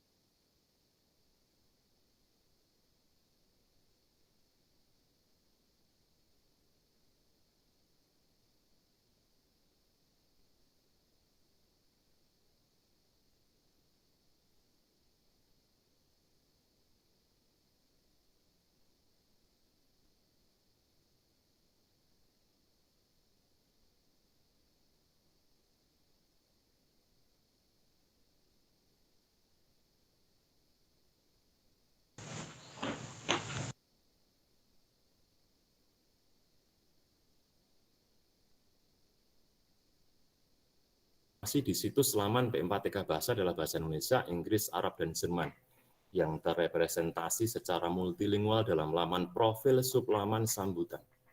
7 bahasa, Inggris, Indonesia, Arab, Jerman, Perancis, Mandarin, dan Jepang dipakai secara campur kode dalam laman profil sublaman program, yang bahasa Inggris paling sering digunakan bercampur kode dengan bahasa Indonesia dalam semua laman dan sublaman. Ketiga, kemultibahasaan duplikasi lebih banyak muncul daripada 3 tipe kemultibahasaan lainnya. Oleh karena itu, satu rekomendasi dari hasil penelitian ini adalah perlunya P4TK Bahasa menyediakan informasi bagi pengunjung situs lamanya secara dwibahasa, Indonesia dan Inggris, atau secara multibahasa, yaitu 7 bahasa mengingat visinya yang hendak berstandar internasional. Bapak Ibu, penelitian ini masih jauh dari sempurna karena saya masih berfokus pada laman P4TK dalam konteks laman linguistik secara monomodal, Bapak Ibu. Jadi saya hanya menyoroti aspek bahasanya saja. Jadi belum sampai kepada aspek multimodal. yaitu layout, kemudian pewarnaan, kemudian spasi, tata ruang, semuanya yang ada dalam laman itu yang sifatnya visual. Citra visualnya belum saya sentuh. Jadi penelitian lanjutan nanti bisa dilakukan untuk mengkaji lebih sejauh secara multimodal. Jadi multimodalitas dalam laman P4TK Bahasa. Itu barangkali. Kemudian ini senare pustakanya, Bapak Ibu. Terima kasih.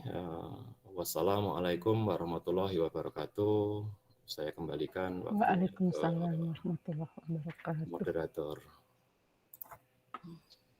Terima kasih Pak Gunawan ya atas paparannya. Mungkin waktunya masih tersisa, tapi mudah-mudahan nanti akan banyak lagi pertanyaan-pertanyaan sehingga diskusi akan lebih banyak meneroka ya, istilahnya mengeksplor lagi bahan dari penelitian yang sudah dibentangkan oleh Pak Gunawan. Untuk itu kami persilahkan kepada Bapak Ibu untuk mengajukan pertanyaan dengan raise hand, mengangkat tangan ya. Wah, nanti saya dimarahin nih sama Mas Gun nih, campur-campur bahasa Inggris Indonesia ya. Raise hand itu angkat tangan katanya. Silakan Bapak Ibu. Mbak Yeni. Saya pertanyaan lewat chatting Mbak Yeni ya. Oh, silakan Mas Dedi. Jadi saya persilakan dulu Ya, Mbak Yeni. Mohon maaf saya nggak pakai kamera, tapi sudah ada di chatting. Saya terus di apa? Ya, oke. Baik, silakan Mbak Yeni. Mbak Yeni masih di mute. Terima kasih Mbak Emi. Saya sangat tertarik dengan penelitian yang Pak Gunawan laksanakan karena saya memang di luar ilmu Pak Gunawan. Jadi saya ingin tahu ya. Jadi mohon bisa dijelaskan. Saya tidak melihat bagaimana metode penelitian dan analisis datanya itu digunakan sehingga bisa menghasilkan kesimpulan yang tadi seperti yang Bapak katakan ada ini gitu. Saya udah mengira, tetapi saya ingin lebih detail, lebih tahu. Silakan. Metode dan analisis data. Ya. Terima kasih. Ini langsung atau lewat Mbak Emi dulu? Ya, silakan. Silakan Mas. Terima kasih Bu Yeni Hendriani. Saya baru berinteraksi sekarang ya. Mungkin kita sering bertemu di forum rapat ABWI yang dikendalikan oleh Pak Fit. Baru kali ini salam kenal Bu Hendri, salam sehat Bu Yeni. Ya, secara umum Bapak Ibu, khususnya Bu Yeni, penelitian lanskap linguistik itu menggunakan fotografi ya, pemotretan kalau dalam lanskap linguistik konvensional atau tradisional itu kita mesti menisayakan memiliki HP berkamera lah ya. Itu kalau mau ingin lebih canggih lagi yang tidak terbatas jumlahnya untuk menjepret foto itu menjepret pemakaian gambar di poster atau di iklan atau di papan pengumuman, di papan reklame, kemudian di petunjuk jalan, kemudian nama rambu-rambu lalu lintas itu lebih banyak, lebih tepat, lebih enak, lebih nyaman dengan kamera digital. Itu kalau lanskap linguistik konvensional yang kita mesti ke lapangan. Ya. Tapi karena ini secara bukan kebetulan qadarullah ini lanskap linguistik itu begitu menyesuaikan karena pandemi, jadi kita tidak perlu ke lapangan, jadi kita bisa meneliti lanskap linguistik secara virtual yang sudah dikembangkan oleh yang Lotherington tadi. Nah, untuk konteks ancangan lanskap linguistik virtual atau LLV itu menjepret datanya itu itu melalui screenshot atau jepretan tangkapan layar atau jepretan layar. Karena apa? Lokus atau tempat penelitiannya adalah tidak di lapangan, tidak di ruang fisik geografis, tetapi di laman, di laman, atau selain di laman juga platform atau pelantar media sosial yang lain, di Facebook atau di YouTube Itu menjadi lokus penelitiannya. Nah, saya mencoba untuk mengeksplorasi, mengulik bagian demi bagian di dalam laman. Barangkali di kantornya Bu Yeni juga ada lamannya ya, ada laman. Nah, itu bisa dimulai dari beranda sampai itu saya ulik, saya jepret tangkapan layar satu persatu. Kemudian tentu yang ada penggunaan bahasanya ya, dengan bahasa yang berbagai macam, karena kita berfokus dengan ke multilingualisme atau bilingualisme. Tetapi yang saya katakan tadi itu saya hanya berfokus kepada aspek monomodalitasnya, jadi bahasanya saja, pemakaian bahasanya di laman itu. Kembali ke jepretan layar tadi. Nah, kemudian jepretan layar itu saya kode, yang tadi saya katakan, saya kode misalnya saya meminjam istilahnya Lotharington itu butir lanskap linguistik virtual, jadi lanskap linguistik virtual items itu sebagai penamaan data.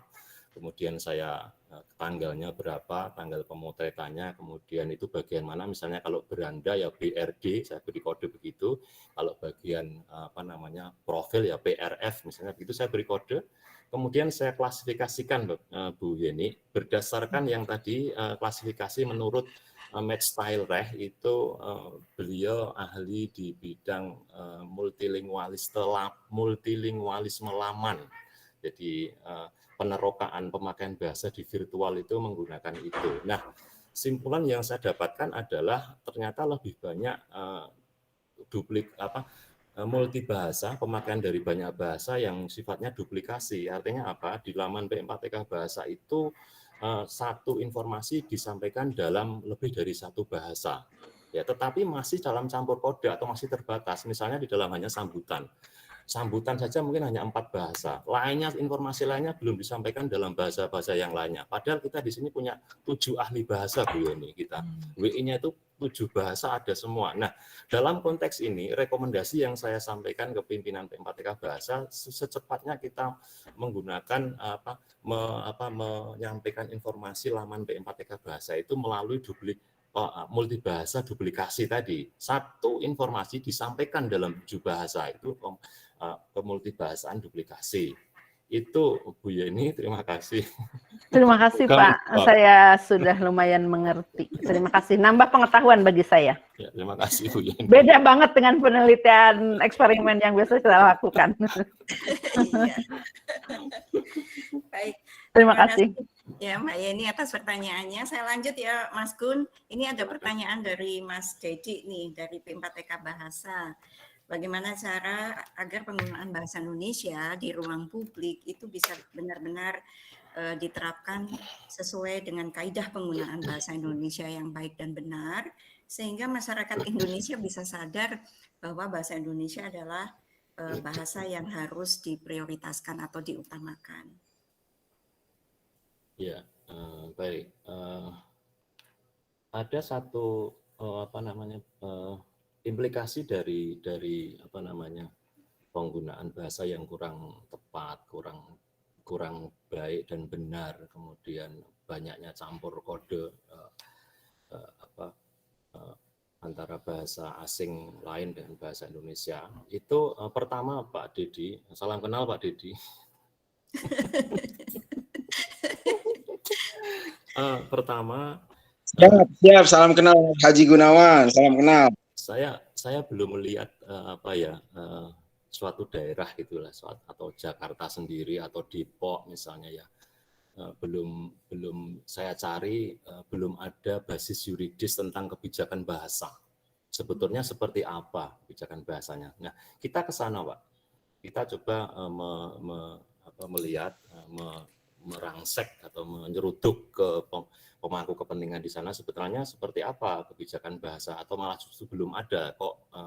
Dalam lanskap bahasa di Depok, di Jakarta kok masih banyak pemakaian bahasa, atau di Bandung masih juga banyak, di Cimahi masih banyak yang pemakaian bahasa yang kurang begitu teratur. Ya, seperti apa kebijakan bahasanya? Kalau memang belum ada, kita sarankan mesti ada kebijakan bahasa untuk di pemakaian bahasa di ruang publik. Yang kedua, kita bisa meneliti, Pak, bisa meneliti lanskap bahasa diambil di Depok, misalnya di Jalan Margonda yang dekat, atau di jalan di Bandung, di suatu jalan atau di suatu kawasan. Nah, dari situ nanti kita akan melihat seperti apa pemakaian bahasanya. Dari pemakaian bahasa yang hasil penelitian kita itu bisa menjadi sebuah rekomendasi perlunya sebuah kebijakan bahasa. Ya, itu kepada pemangku kepentingan di daerah atau di wilayah itu bisa. Jadi ada dua sudut pandang. Jadi kalau memang kalau belum ada, kita rekomendasikan untuk menjadi sebuah kebijakan bahasa. Seandainya sudah ada, kita luruskan kebijakan bahasanya. Saya pikir itu, Pak. Silakan, semoga menjawab Pak Dedi. Salam kenal. Terima kasih Mas Haji. Cuma boleh nggak nanya satu lagi? Silakan. Satu lagi Mbak Emi, mohon izin, Bu Yani juga. Ini saya sangat tertarik dengan model-model penelitian yang Mas Gunawan lakukan gitu ya. Kalau menurut saya ini penelitiannya ini agak berbeda mungkin dengan yang lain, atau berani melakukan atau menggunakan penelitian yang berbeda dengan orang lainnya. Saran saja, nanti mohon teman-teman nih bisa diajarkan Mas Gunawan bagaimana cara meneliti yang baik, hal-hal yang sederhana yang ada di sekitar kita, tapi manfaatnya luar biasa. Itu saja masukan dari saya. Terima kasih Mas Haji Gunawan. Terima kasih. Mungkin Pak Wid nanti Pak Akwi bisa menyampaikan ke kapusnya rekomendasi itu, karena rekomendasi hasil penelitian ini kalau harusnya nih kapusnya datang ya, tapi nggak datang. Silakan Mbak Emi.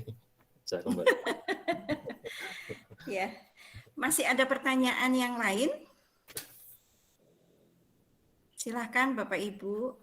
Tentu ini mudah-mudahan bisa bermanfaat juga bagi laman di lembaga kita masing-masing ya, sehingga juga bisa menjadi masukan yang berharga. Coba BMI. Silakan Pak Widiatmoko. Oke, terima kasih. Terima kasih Pak Gus atas bentangannya ya. Saya mencoba juga ini berbahasa Indonesia yang baik dan benar ini. Ya, karena sering alih kode ya, switch code ya. Jadi ada terminologi berbahasa Indonesia yang diserap tidak semestinya ya. Jadi alih-alih kita sering justru menggunakan bahasa Inggris seperti mouse, seperti screenshot, padahal itu sudah ada bahasa Indonesia. Nah, pertanyaan saya nih Pak Gun,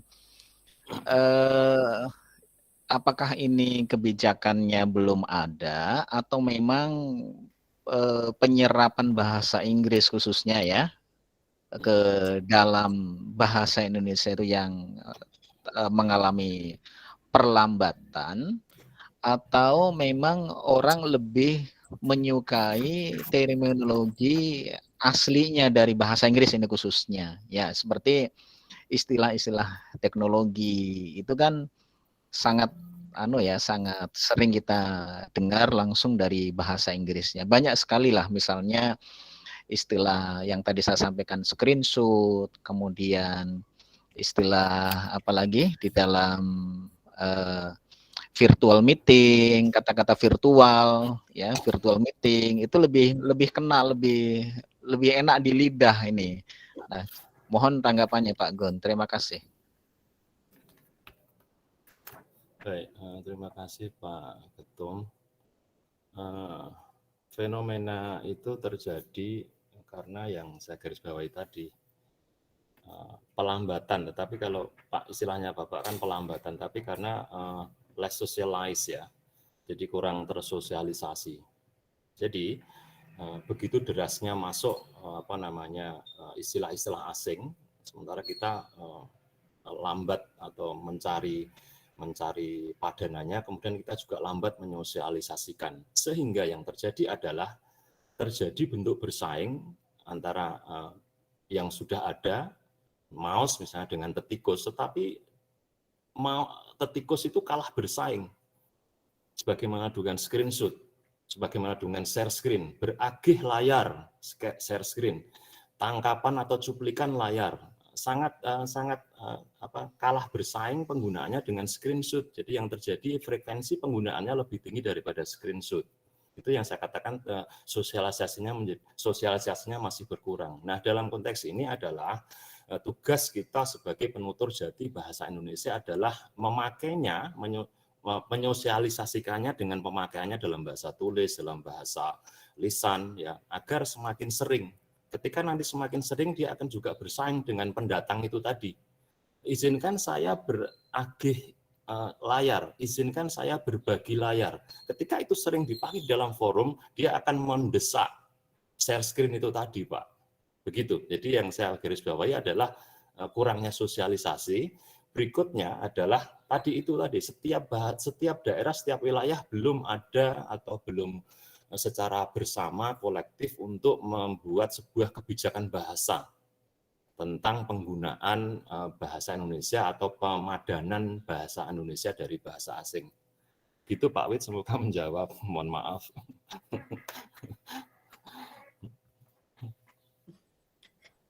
Sudah puas Mas Wid? Baik ya. Terima kasih Mas Gun. Masih ada lagi pertanyaan? Boleh Bu. Mas Imam, monggo.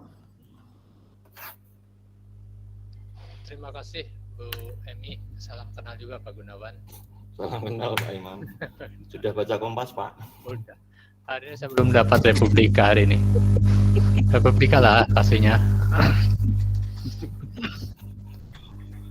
Nih, saya tiap hari disuruh baca Republika sama Pak Gun. Terima kasih. Banyak pencerahan.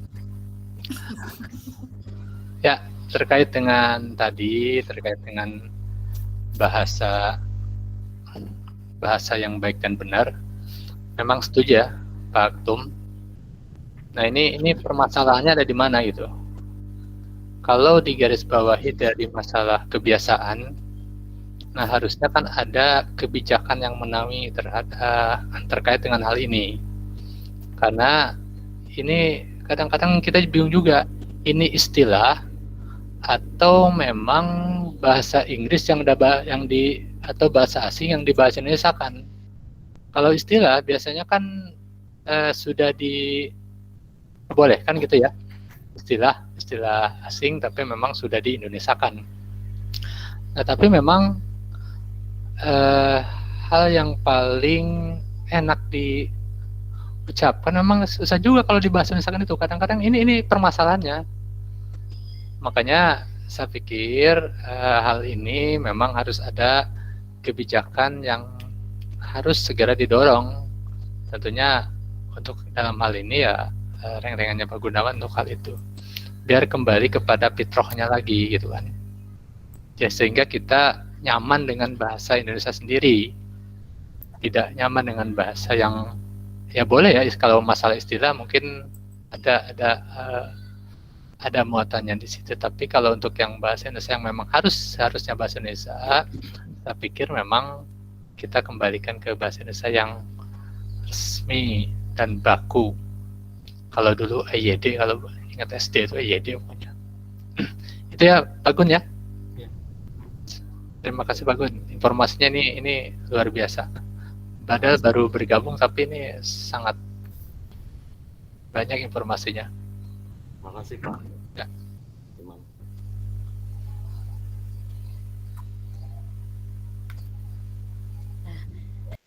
Sudah Mas Imam ya?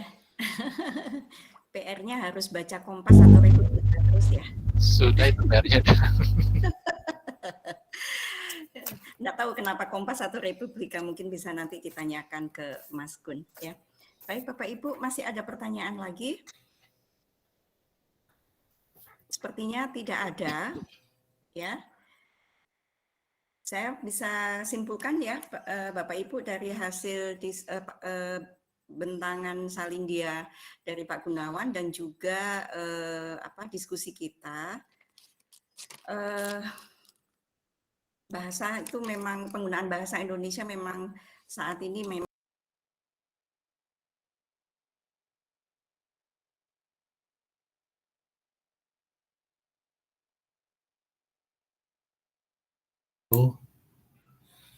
Mikrofonnya tertutup, Bu Emi. Oke, maaf. Baik, Bapak Ibu. Terima kasih Mas Gunawan. Masih ada pertanyaan? Kalau tidak, kita akhiri. Oke, Mbak Riri, silakan. Baik, Mbak Emi dan Pak Gun juga Bapak dan Ibu, mohon maaf saya tidak bisa buka kamera ya. Ini menarik sekali yang dibentangkan oleh Pak Gun, tapi satu hal yang ingin mungkin saya sifatnya ke konfirmasi begitu ya. Dari paparannya Pak Gun, banyak menyinggung pada penggunaan campur kode di laman kita. Ini bagus juga sebagai autokritik, dan tadi rekomendasi yang disampaikan juga sudah saya pikir bagus begitu ya, apalagi kalau bisa ditindaklanjuti. Satu hal yang ingin saya tanyakan mungkin karena terkait dengan penggunaan bahasa atau sosiolinguistik begitu tadi, terkait dengan adanya campur kode ini Pak Gun, apakah dalam pandangan Pak Gun efektivitas begitu untuk ketersampaian pesan dari penulis atau pengisi laman tersebut dengan misalnya bahasa Indonesia campur dengan bahasa Inggris atau dengan bahasa asing yang lain begitu, ketika dengan campur kode itu pesan lebih mudah dipahami,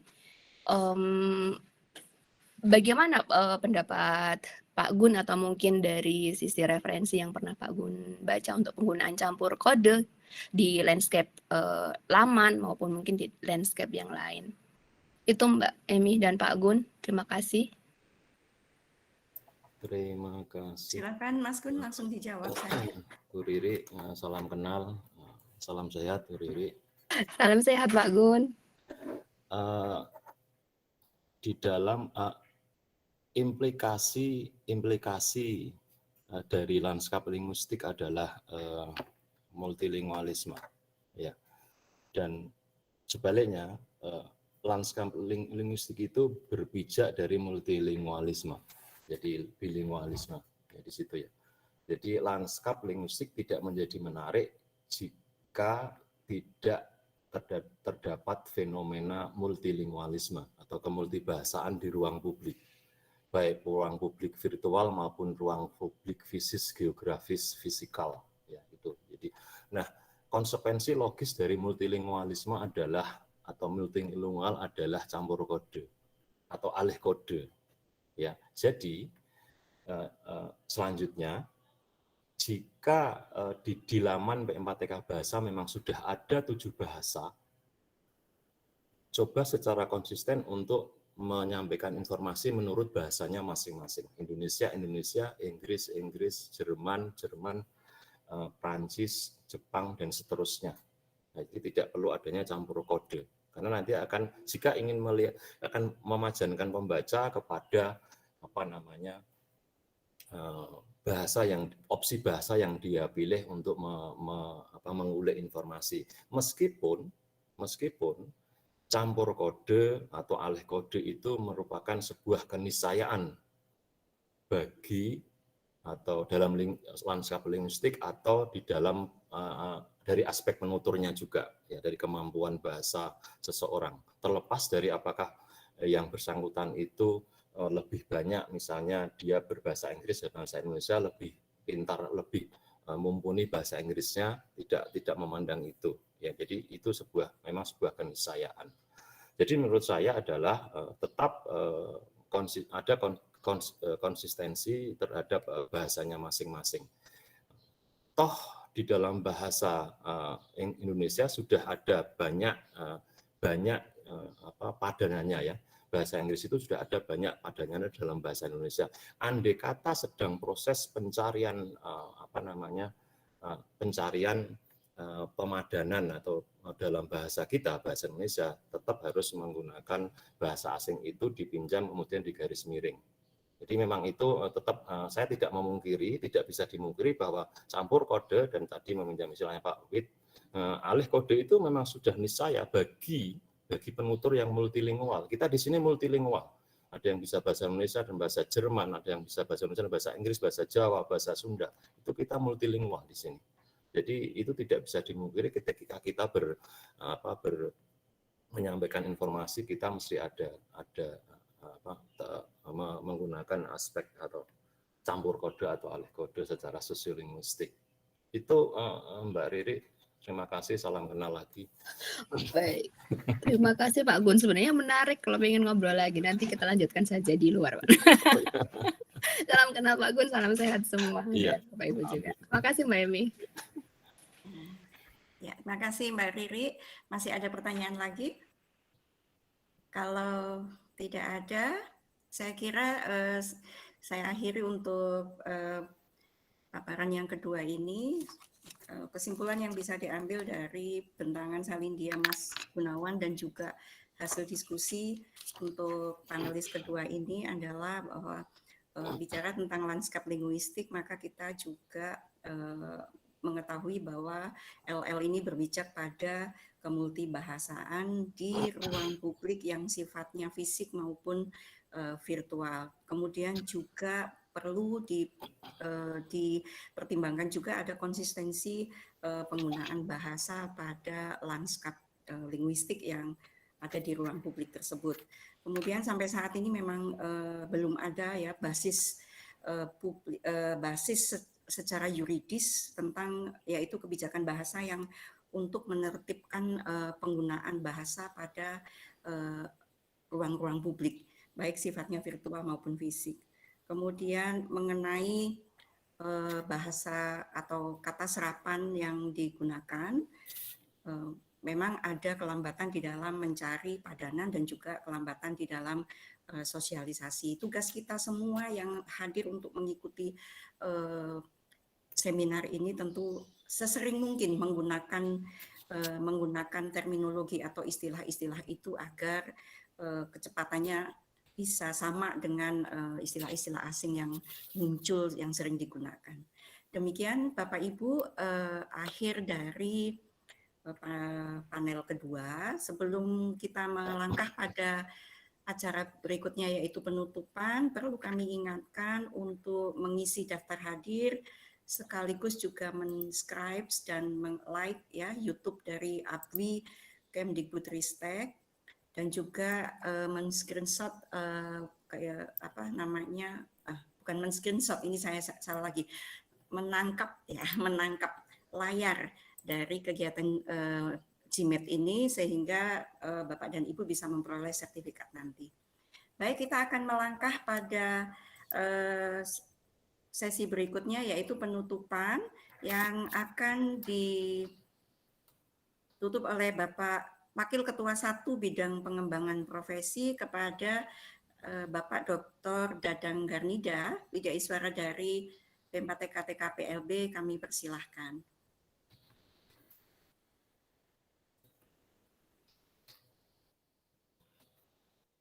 Baik, Mbak Emi, terima kasih semuanya.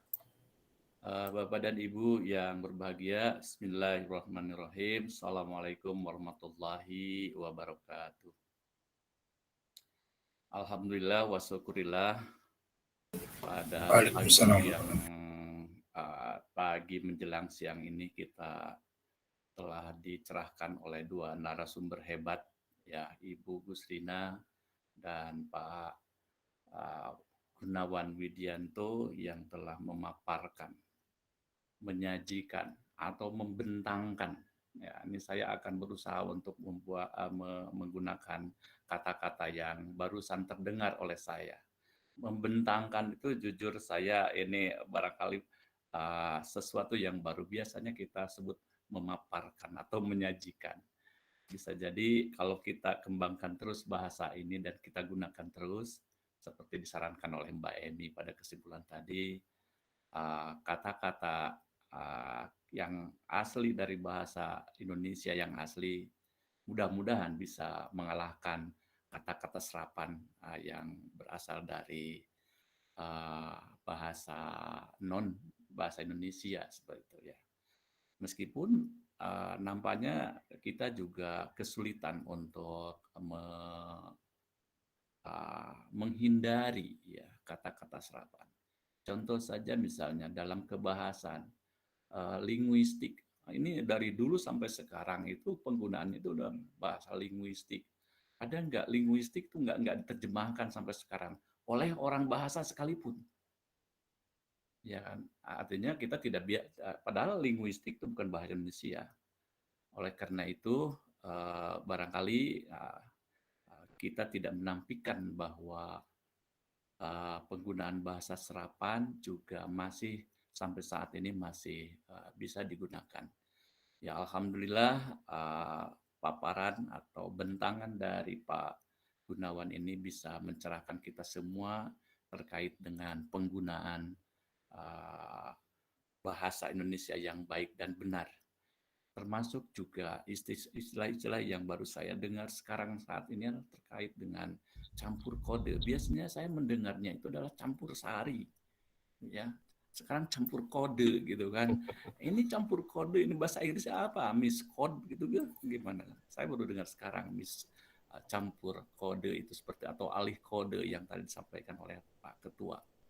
Ya, campur kode ya. Mungkin penggunaan istilah seperti itu meskipun di awal-awal memang kadang-kadang menjadi hambatan bagi kita semua karena mungkin tidak biasa dan tugas kita untuk membiasakan ya. Pembiasaan yang dilakukan setiap saat insya Allah ya harapan kita untuk menggunakan bahasa Indonesia yang baik dan benar dengan bahasa asli bahasa Indonesia suatu saat akan terwujud. Meskipun ya kita juga tidak menampik bahwa ada bahasa-bahasa yang memang bahasa-bahasa serapan yang perlu kita gunakan sehingga penyampaian kita atau ketercapaian pesan yang disampaikan oleh penyampai pesan bisa diterima dengan baik oleh penerima pesan. Terima kasih sekali yang saya ucapkan kepada kedua narasumber yang hebat ini.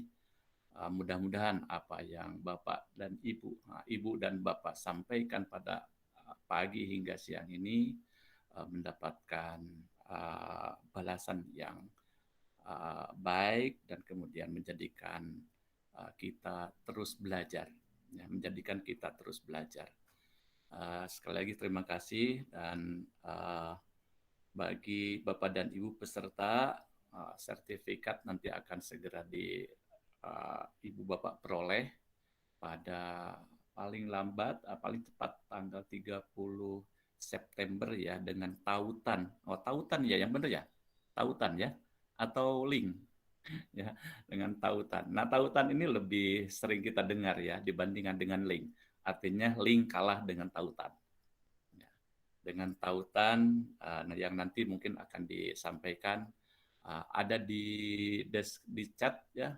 Chat juga bukan di obrolan ya, di ruang obrolan. Nah, kita mulai dengan bahasa-bahasa yang seperti itu ya. Di ruang obrolan ya. Alamatnya ada tautannya ada di ruang obrolan. Nggak apa-apa, sekali-sekali kita menggunakan bahasa mungkin agak sedikit-sedikit keceletot misalnya, ya mula-mulanya seperti itu. Insya Allah ke depan ketika kita sudah terbiasa mengucapkan hal-hal yang benar, ya akan menjadi terbiasa. Kemudian Bapak dan Ibu, saya ingin menyampaikan pesan yang lanjutnya terkait dengan kita sebagai media suara. Ini merupakan momen yang baik buat kita semua terkait dengan pengembangan profesi kita sebagai media suara. Banyak hal yang memang menjadi kendala atau mungkin hambatan bagi teman-teman kita yang kesulitan mendapatkan informasi. Ya, kesulitan mendapatkan informasi terkait dengan bagaimana saya akan melakukan orasi, bagaimana saya mau melakukan uji kompetensi. Ya, ini banyak sekali pertanyaan-pertanyaan tersebut. Oleh karena itu, barangkali untuk ke depan, ya mungkin untuk seminar ke depan, ada teman yang bisa menyajikan hal tersebut. Ya, terutama bagi teman-teman yang sudah punya pengalaman berkaitan dengan bagaimana melakukan prosesi mulai dari uji kompetensi hingga sampai mendapatkan kesempatan untuk meraih jabatan Widyaswara Ahli Utama. Terus terang kepada Ibu, artinya di Widyaswara kita, anggota kita Widyaswara, banyak yang bisa jadi belum mengetahui tentang prosesi tersebut. Untuk itu saya berharap mungkin dalam sebulan ke depan, ya, dalam sebulan berikutnya ada teman-teman yang bersedia untuk membentangkan hal tersebut, sehingga teman-teman di lapangan, baik itu di semua Pempan TK atau di lembaga diklat, bisa mengetahui persis bagaimana prosesi yang harus dilakukan oleh seorang Widyaswara, sehingga dia mendapatkan kesempatan yang sama dengan yang lain. Barangkali itu Bapak dan Ibu, sekali lagi mohon dengan sangat hal baik yang diperoleh dari seminar ini untuk bisa disampaikan ke teman-teman kita yang pada kesempatan ini belum bisa mengikuti acara ini. Untuk acara sebulan berikutnya, insya Allah nanti akan dipublikasikan, akan diinformasikan kepada teman-teman pada waktu yang tepat. Barangkali itu sebagai penutup, sekali lagi kami mohon maaf atas mungkin ada hilaf, ada kekurangan dari sajian sembulan ini, tetapi ini kita sebagai bahan pembelajaran, dan saya ucapkan terima kasih bagi teman-teman yang pada kesempatan ini bisa bergabung dengan channel YouTube kita, ya, channel YouTube APWI, ya. Dan sengaja kami sebagai mensubscribe channel YouTube kami sebagai bagian dari persyaratan untuk mendapatkan sertifikat, bukan hanya sekedar persyaratan, tapi itu sejatinya adalah untuk mempromosikan channel APWI kita. Demikian Bapak dan Ibu, sekali terima kasih. Billahi taufiq wal hidayah. Wassalamualaikum warahmatullahi wabarakatuh. Waalaikumsalam warahmatullahi wabarakatuh untuk semuanya. Terima kasih Terima Pak kasih. Dadang untuk berkenan menutup acara seminar bulanan secara daring Asosiasi Profesi Widyaswara Kemdikbudristek hari ini. Bapak Ibu, alhamdulillah kita berada di ujung acara. Tapi sebelum kita tutup acara ini dengan resmi, maka kami mohon untuk menyalakan, ya, atau menghidupkan Assalamualaikum warahmatullahi taala diambil fotonya. wabarakatuh. Silakan Mas Nanang untuk diambil fotonya. Sebentar, Bu. Sebentar, Bu.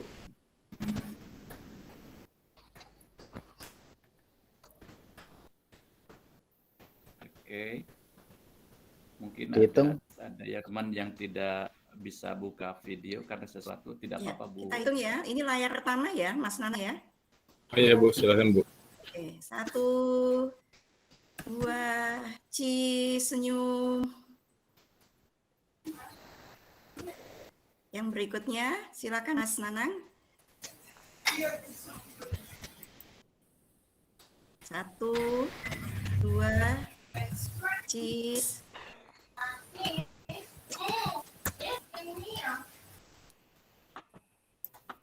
Masih ada ya, tinggal satu lagi ya.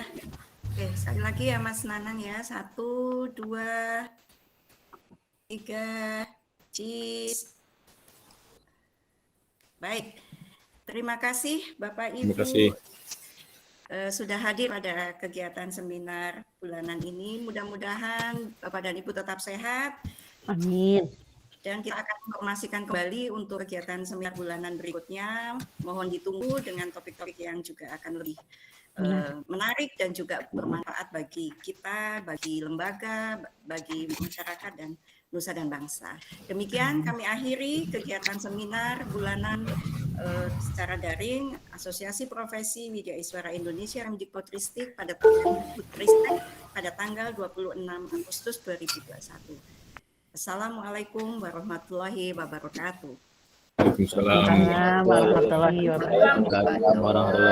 Terima kasih Mas Gun. Terima kasih ini Terima Pak kasih. Terima kasih semuanya Ibu dan Makasih Bapak yang semuanya. sudah bergabung di webinar API Kemdikbud ya. Terima kasih. Makasih semuanya. Salam sehat. Baru bergabung di WI dan tadi banyak yang salam kenal. Pak Nanang di stop live. Salam kenal dadam. Stop Pak recording. Gun itu dari mana sebetulnya? Lah, Pak nggak Nanang, penting. Pak Nanang di stop recordingnya. Ya. Oh iya ya, recordingnya matikan. Ini udah mulai pada ngobrol. Saya izin keluar duluan nih. Ada yang ngetuk pintu. Apa namanya?